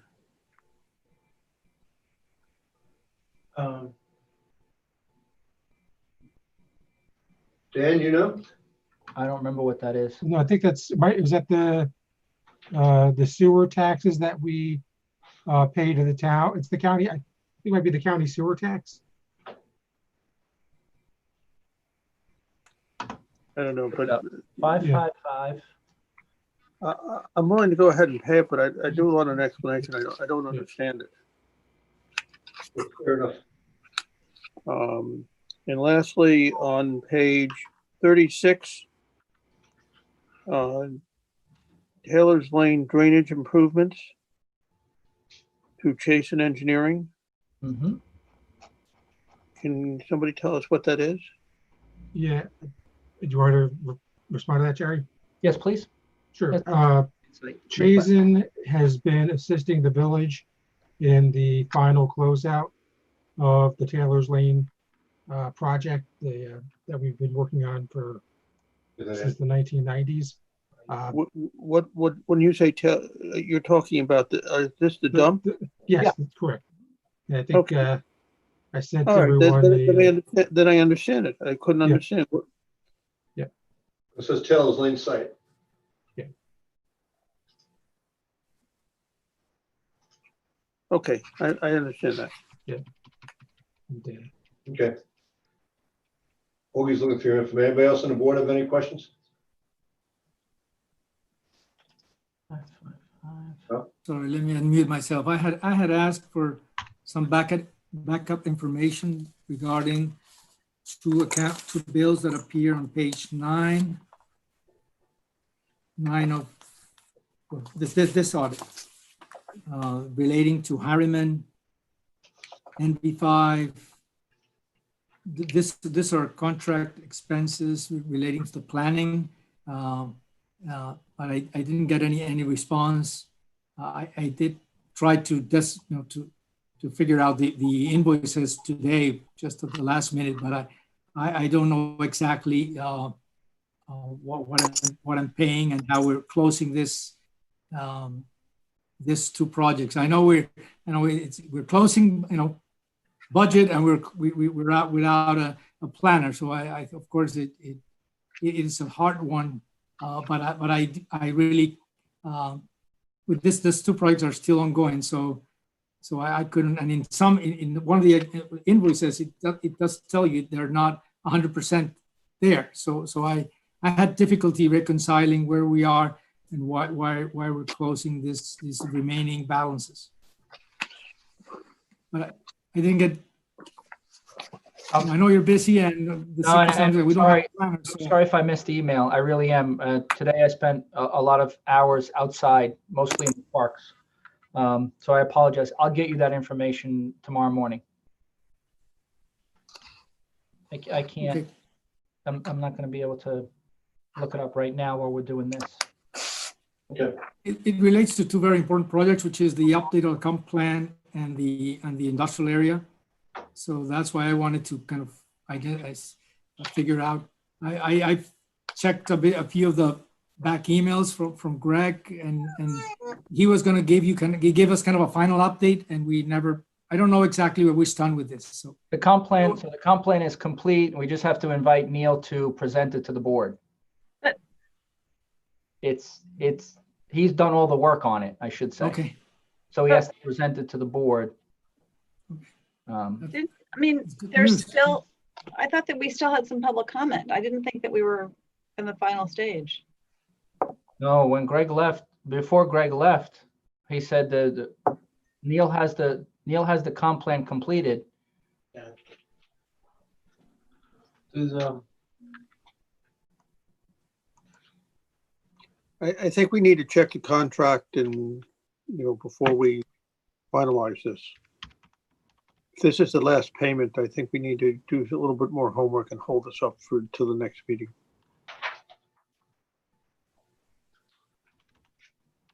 Now that we're reopening slowly, we'll pick up this so we can pick the bill and when it is coming. I think we were expecting to see something around this time. Maybe you think it's complete. Maybe it is. We haven't had public hearings on it, so it can't be. There haven't been public hearings on a draft. Yeah. So I think what we need to do is check the contract, what the deliverables are, and what the different outstanding issues are, if there are any, and then.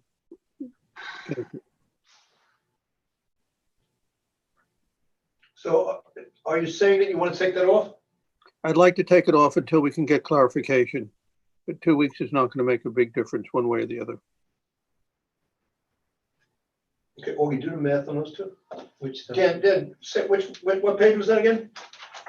Page 9. It's 3 invoices. Harriman and NB5.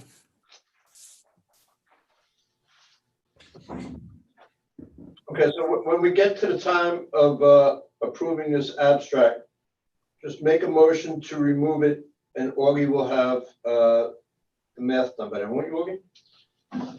Yes, no pressure. 22. Wait. There's a $132 one from Harriman and an $11,000 one from NV5. But then there's another $10,000 one from Harriman that's been outstanding for work done from August of 2019 and from January. This is all work that was completed up to 5 months ago. Do we not want to pay that? the problem is it comes to us right now, and I understand that we're closing things out, but we need to know what we're paying, right? So that's kind of the level that we need to reach. So I don't know exactly what we're paying. It was very hard to just try to. Well, you got that. So in 2 weeks, we can sort this out and of course not delay anything further. Sometimes it's people bringing the invoices, so we need to, anyway, we'll catch up with this one and then solve it. Yes. They're always doing a math. Anybody else on the board have any questions? We have oh, Laura, you got something to say? No, that was my question. Okay. I think we have Mr. Speaker and Glenn. Well, all you'll get to in a minute. 402, 194.26. He's ciphering.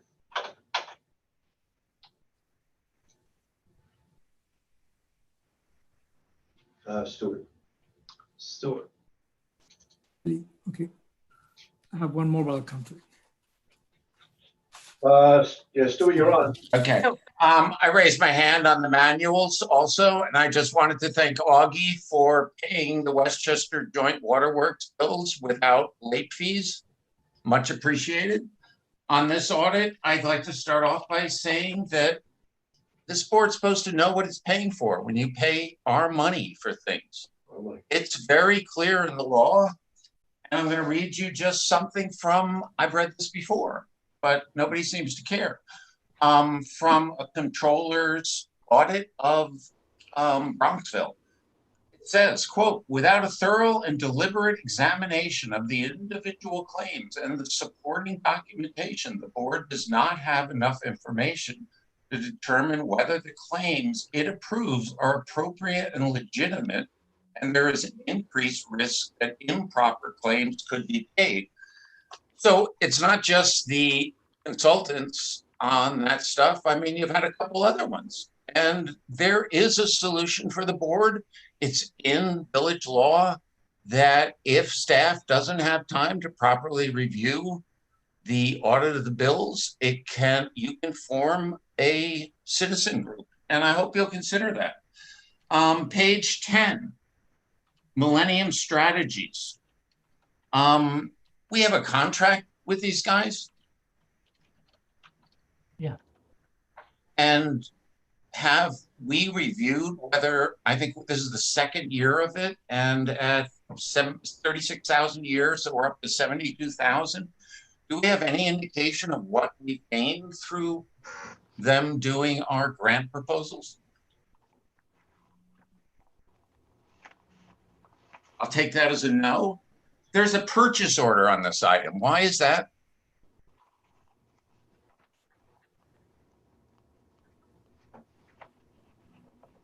It's amazing how chatty you are with everybody else. On page 12 and on page 13. On page 12, there's a payment to Riddit Exterminating for pest control. On page 13, there's a payment to Dana Pest Control. I've been asking about this for a year. Is there any reason we can't consolidate our pest control so we can get a better price on all our buildings instead of having 2 or 3 contractors come in to do little bits and pieces?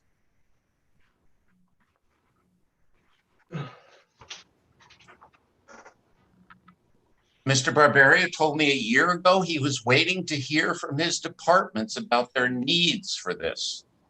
Seems like that shouldn't be that difficult. You've got the history of the work.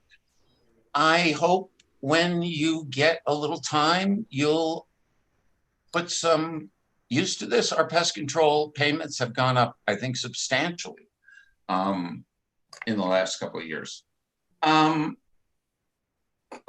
Bottom of the page, page 13, there are 2 payments to Adelphi contractors, one for the repaired roof on shed over old incinerator area, and another one for repairs to roof over old incinerator area.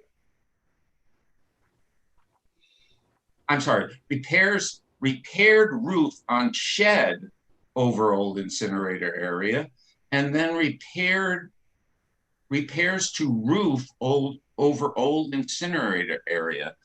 We still use our incinerator? I thought those were banned a long time ago.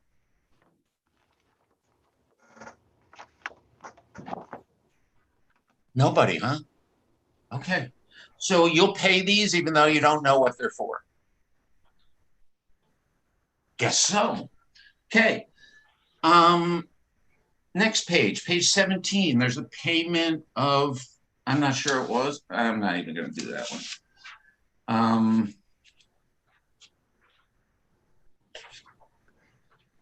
Page 18, LSAG North America, annual support and upgrade / hot lists, 5/21/20.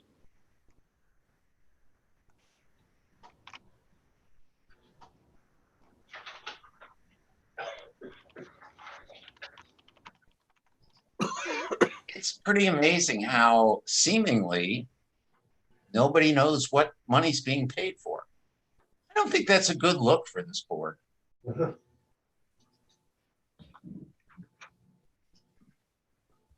So you'll pay that anyway. You don't really care. Is that what it is? It's almost $1,000. I know that's not a lot of money, but it adds up. Nothing, huh? Amazing.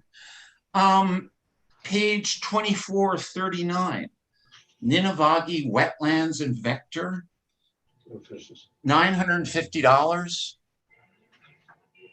What is this payment for?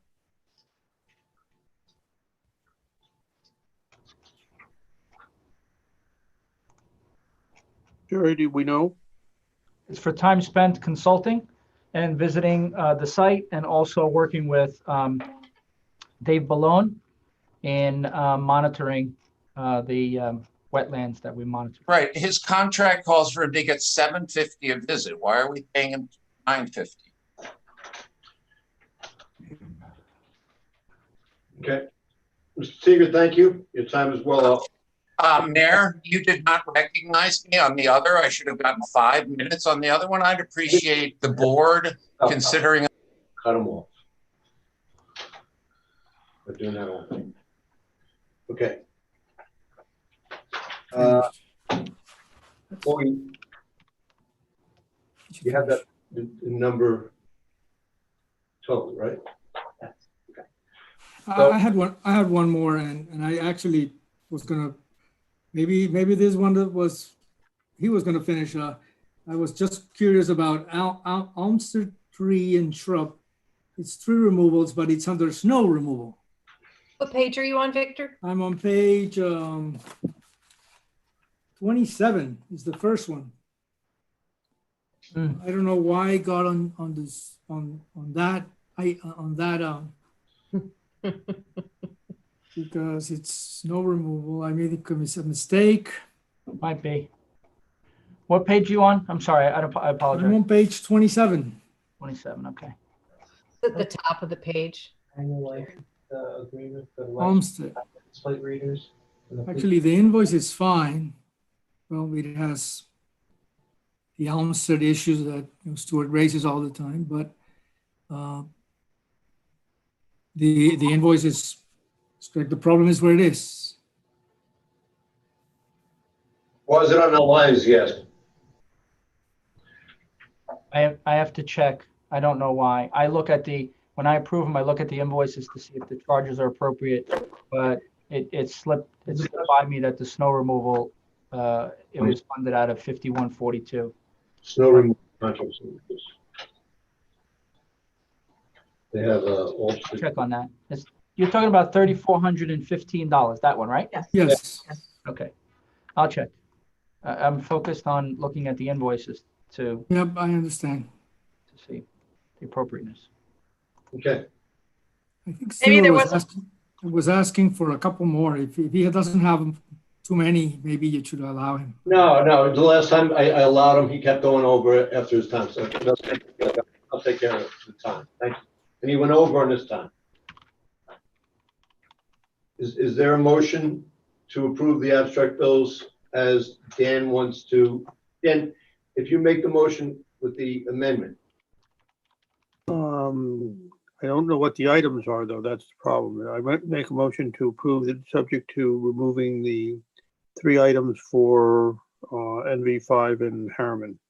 Okay, Augie has the new number, right, Augie? That's correct, Mayor. What's the new number? 402,194.26. 194.26. So I need, And can we approve it to assume that the Almsted could be put into the appropriate? yes, I have a note to reclass it tomorrow. Yeah. I mean, maybe it was you were going to transfer money because we didn't use the snow budget this year. I think the intent was to transfer money from that account. Yeah. The proper account, and there was just a. Do we need to transfer money? Do we need to approve a money transfer before we pay this? Is that line empty? The transfer will be in the next abstract. Okay, but I'm just saying, is it okay? Do we have enough in this tree budget to do it? The tree removal budget?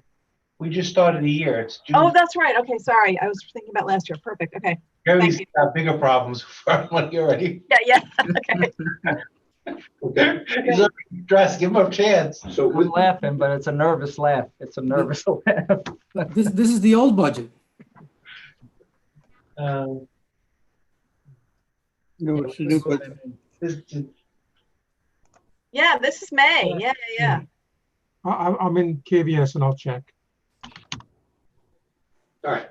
The new budget would be $402,194.26 with the amendments that Trustee Natchez made.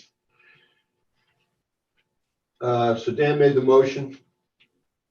Is there a second? Second. I thought Victor had seconded it. No, I don't know if Victor seconded it. Did Victor second it?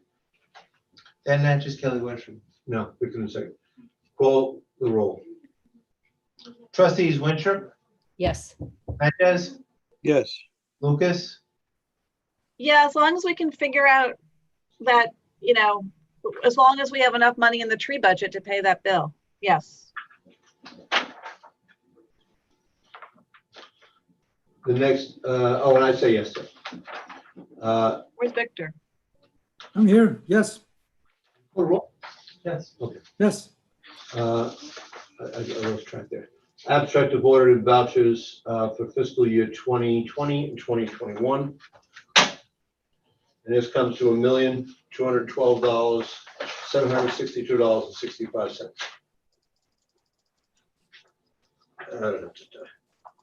Questions or concerns? It's basically a new policy, right, Jerry? This is, yep, it's a new policy, this year's policy. Mhm. Which you explained last time. It's a good deal and it covers more. It does. So I have to say yes. Okay. We are lucky to benefit from a reduction in that line, that's for sure. Yeah, really. Yep. And with better coverage in so many, at least same or better, right? Okay. Yeah.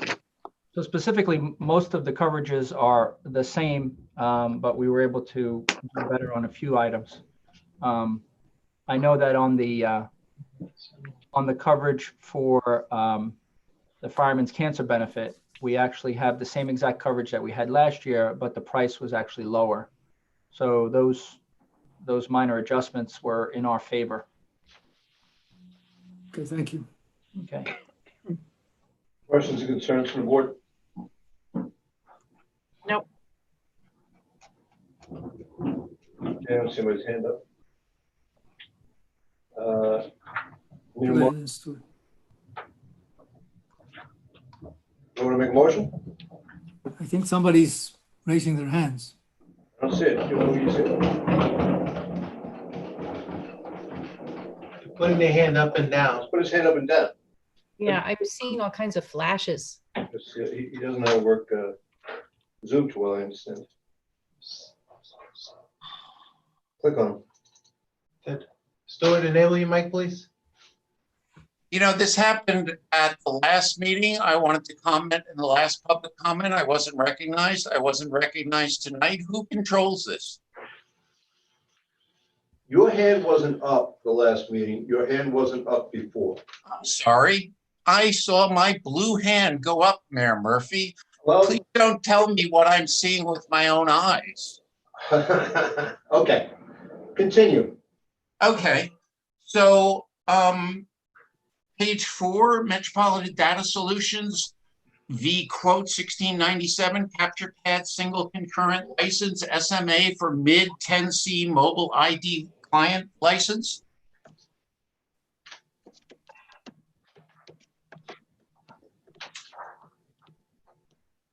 Is there a question there? Well, yeah, what are you paying for, Mayor? What are you spending my money on? Your money. I'm sorry, is this your money? Yes, it's all mine, Stuart. And it's mine too, right? It's all mine. It's taxpayers' money, Mayor. I wish you'd be a little more responsible about it.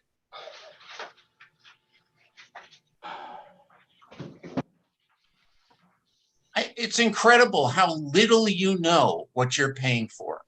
Paying taxpayers' money. Mayor, you always talk about your concern is the other 20,000 residents of the village, not my concerns. But my concerns are always about the other 20,000 residents in the village.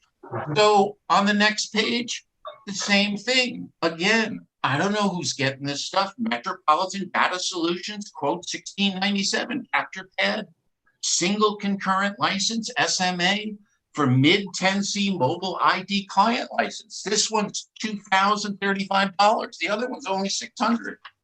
I buy the other one and leave this one. They seem to be exactly the same.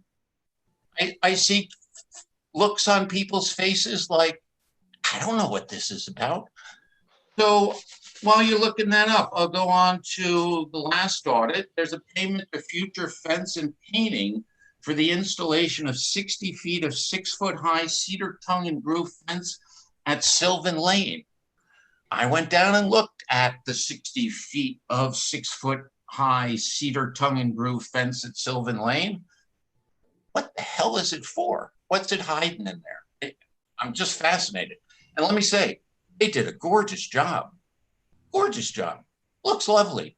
But it looks like a windowless prison in the middle of a small cul-de-sac where satellite photos shows it appears we cut down every piece of vegetation that was there and it was fully vegetated to put in this fence. So I'm just wondering, what was that $3,000 for?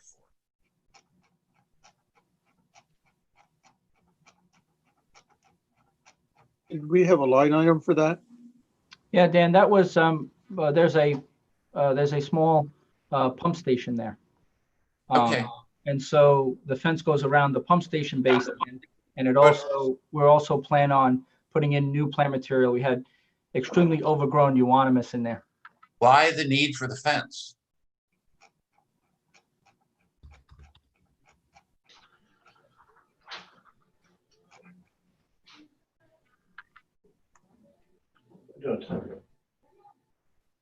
Don't tell me. Is that what you said, Mayor? Saying, you know, I mean, why does this project get greenlighted? Did this go out to bid? Did you get 3 bids on this? We had this discussion over the last future fence contract, and I thought it was agreed that you would basically do a RFP light and just sketch out that you needed 60 feet of 6-foot high cedar tongue and groove fence with a gate. There is a gate put in, which isn't there. And then put it out to bid so you know if you were getting the best price on something. Was that done? You know, the finances of the village going forward are going to be very tenuous. I don't think this board can really afford to be paying tens of thousands of dollars out each month that you don't know what you're paying for. Somebody is supposed to have this responsibility. And if the board can't do it, you should form the citizen group to do this. I know there are folks in the village who would be happy to serve on that board.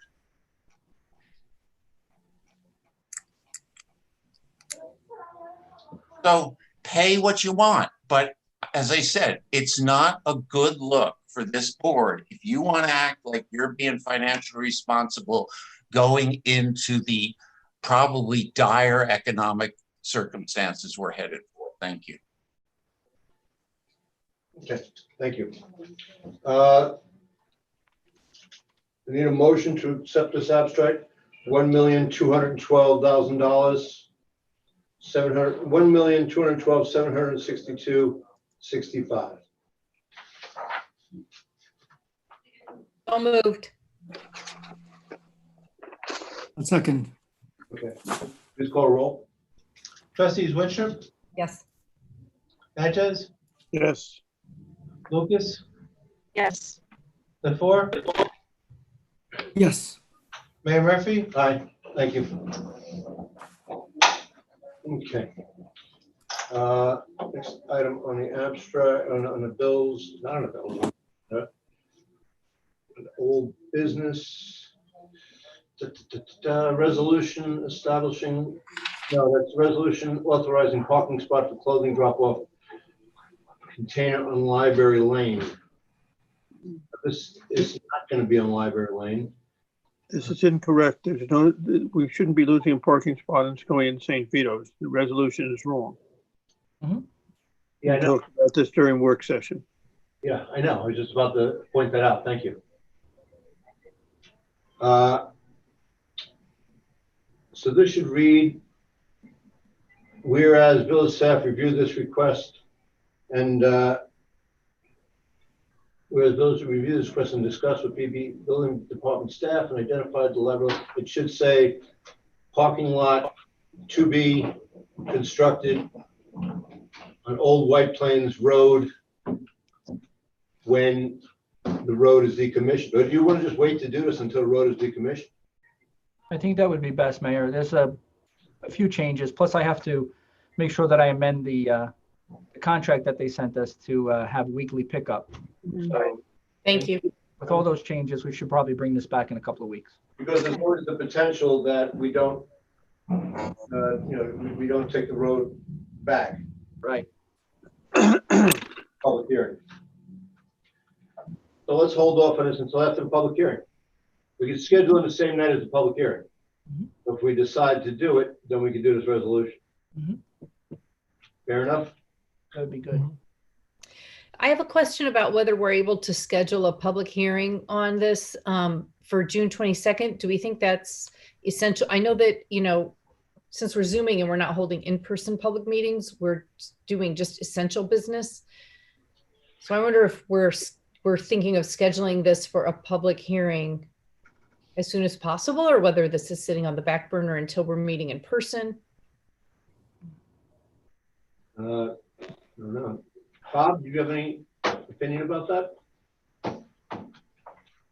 Well, my recollection of the governor's order is that there's no distinction as a matter of law between public hearings and regular meetings that require, notice. So you can legally have a public hearing this way, whether you want to or not. That's a policy decision for you. Well, okay. We can make that policy decision next week, when in 2 weeks, when there is a resolution to schedule a public hearing, we can decide when we want to schedule at that time. Does that sound fair? That's fair. I just think with this one in particular, it's something where we want to have the community input. Right, right. But we wouldn't be scheduling it for the 22nd. No. We're scheduling it at the 22nd. Yes. Okay. So let's leave the date off and we can discuss it in public. Okay. Okay, the new business is resolution authorizing budget line for COVID-19 expenses in the 2021 budget. Jerry, you want to talk about this a little? Mayor, this would be funding a certain specific number of items in a certain budget line for the intent and purpose to continue to respond to the COVID-19 disaster. It's something that bookkeeping wise, we keep separate so that when we attribute those expenses related to the response to this line, we have an easier time of identifying items when we fill out the FEMA report and get reimbursement for these items. Now, we talked about this at the work session. In the last fiscal year, we appropriated $260,000 also. We only used 95. So we put the rest back into the surplus. So this is like, we put that back into the bank account, and now we're taking the whole 260 out again. In the 3 months that were really impacted the community for COVID, last year we spent $95,000, but hopefully we're through the worst of it. So this will be more than enough. And that will hold us over for the rest of the year. Hopefully we won't use all of it. Mm-hmm. But we're also hoping that what we do use gets 100% reimbursed from FEMA. Is that right? Yeah, we will. 100%. Does anybody on the board have questions or concerns? No, let's hope it's all reimbursed and doesn't get any worse. Fingers crossed. You're exactly right, Nora. Mr. Sarnoff and I have been through a couple of these. We know exactly what they're looking for. Mm-hmm. Through the FEMA process, yes. Yeah. Mm-hmm. We will need Thank it. you. Okay. Does somebody have any questions or concerns? No. Okay. I need a motion. So moved. Okay, somebody want a second? Second. Okay, great. Augustino? Trustees Winstrup, Yes. Natchez, Yes. Lucas, Yes. DeFour, Yes. Mayor Murphy. Aye. Next item is communication to the board, round 2. We have a hand. We have 2 hands. Stewart. Yeah.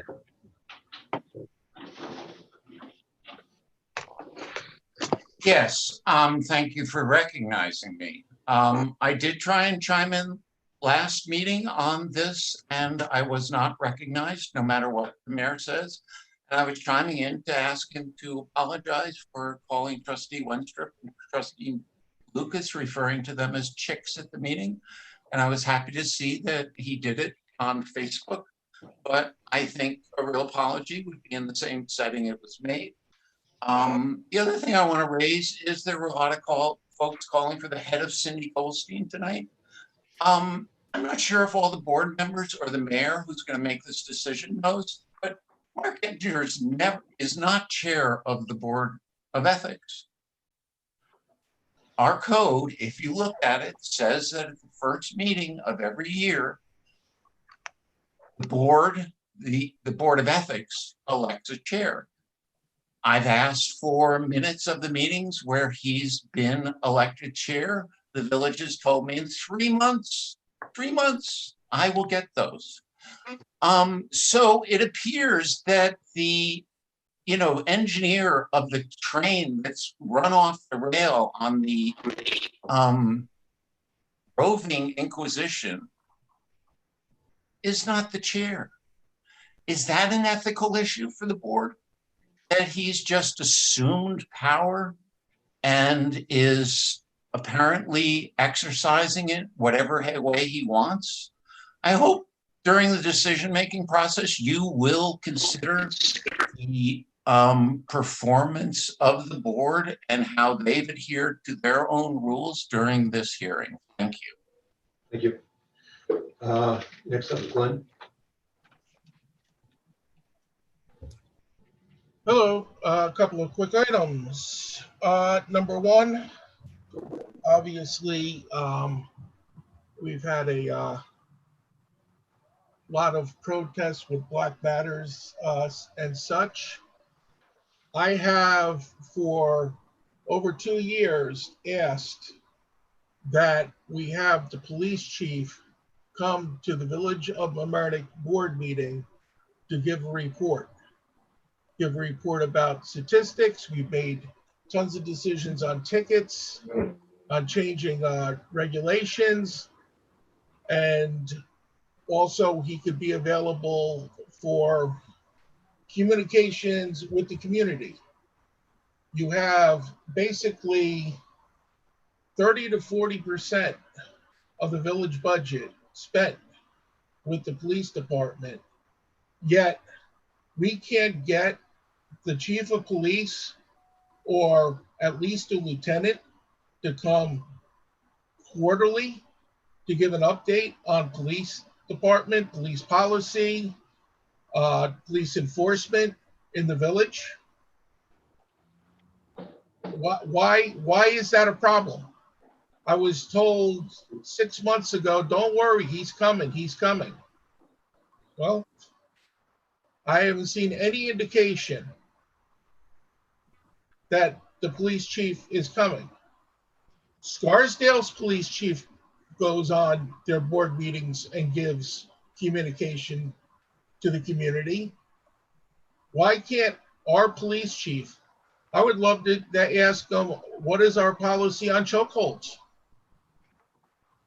I would ask them, do we have training programs in place of chokeholds? There are a lot of holds you can do through martial arts that are a lot less dangerous than a chokehold. Are we giving that type of advanced training to our police officers? How is our community reach out program? But you can't answer any of these questions, but because our chief of police is AOL. And it's not the first time I've asked this question. It's not the second time I've asked this question. It's not the third time I've asked this question. I have, over the last 3 years, must have made this request at least a dozen times. Why can't the police chief or a lieutenant in the police department in this community avail themselves to come to one quarterly meeting, but before meetings a year? Village manager's here, village accountant's here, village lawyer's here.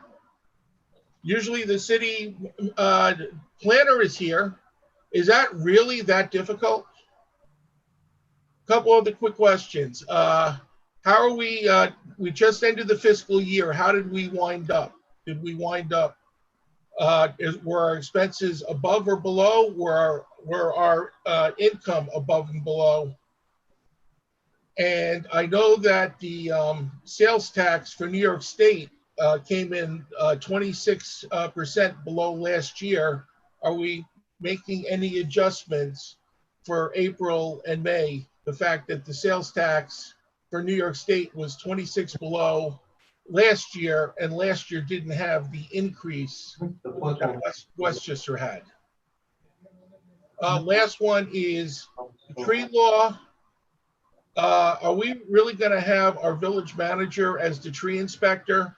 The highest single paid salary person in the village, is that really the best use of his time to go and say this tree is sick, this tree is good?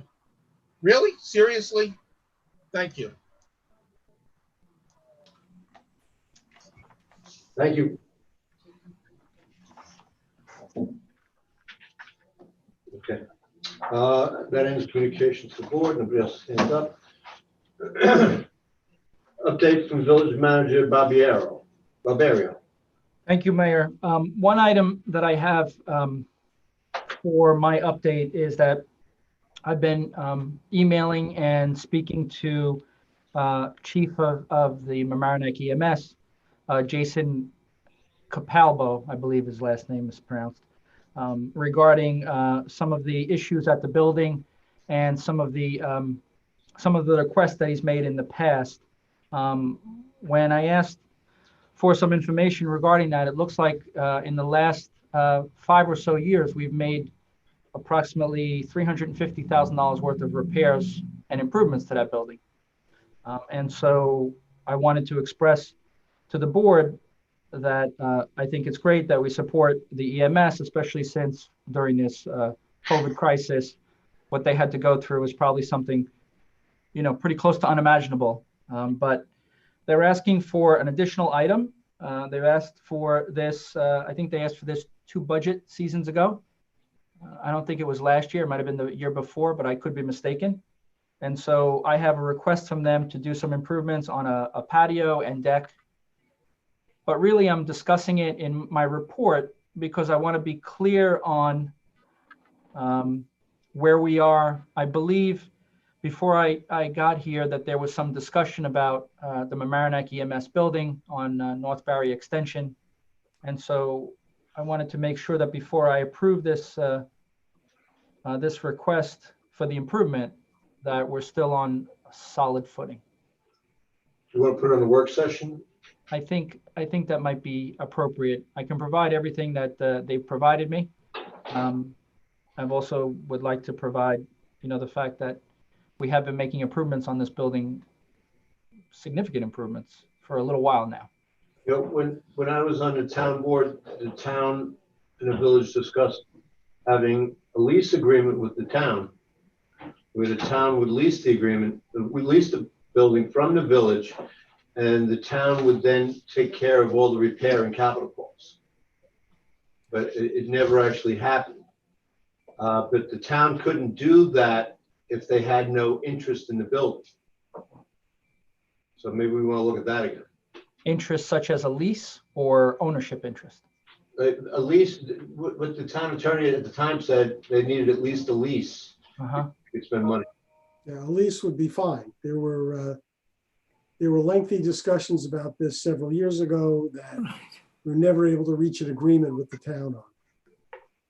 Really? Reach agreement with the what? The town. I thought this was done. We never finished that? Oh, God. No. When I was with the town, it seemed to me that we couldn't reach an agreement with the village.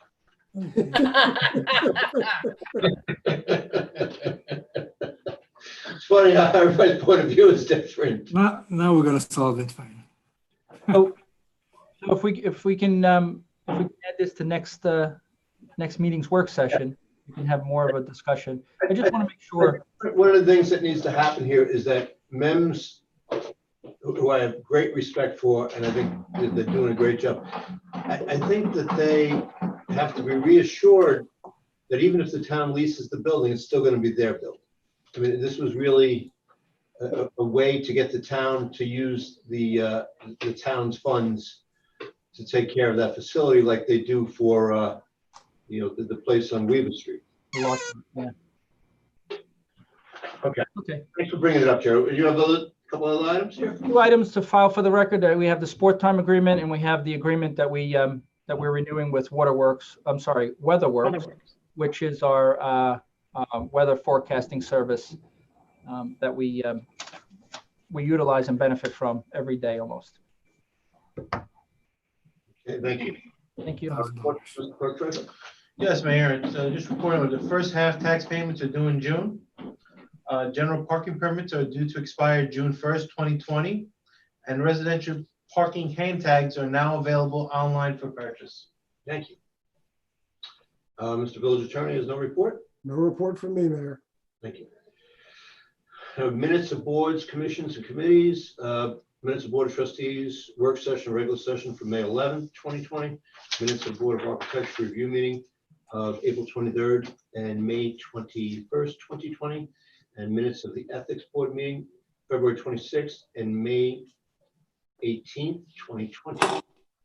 I just want to point out that Wednesday night in Harbor Island Park on Lanza Field by the bandstand kind of there, there'll be an event, and it'll be for trying to have the community come together for racial justice and social equality, and remembering the life of Mr. George Floyd. And everybody in the community is welcome. We're asking people to wear, you have to wear a mask. We're asking people to social distance as best as they can. And everybody is welcome. If you're a member of the Black Lives Matter movement, come. You are welcome.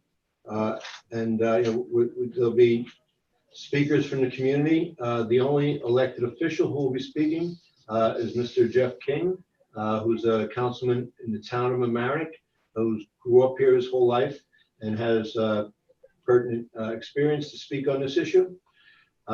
So please come down. Hopefully, it starts at 5. We'll be out of there by 6. That'll be a good chance for the community to come together and to kind of support each other. These are hard days for a number of reasons, but hopefully we will turn this into a focal point where we can make meaningful change in this whole country. So I just want to remind everybody, 5 o'clock, Lanza Field, Wednesday night. That's the 10th. And with that, I'd like to entertain a motion to adjourn. So move. Second. All in favor of adjourning? Aye. Aye. Good night, everybody. Night. Good night. Right.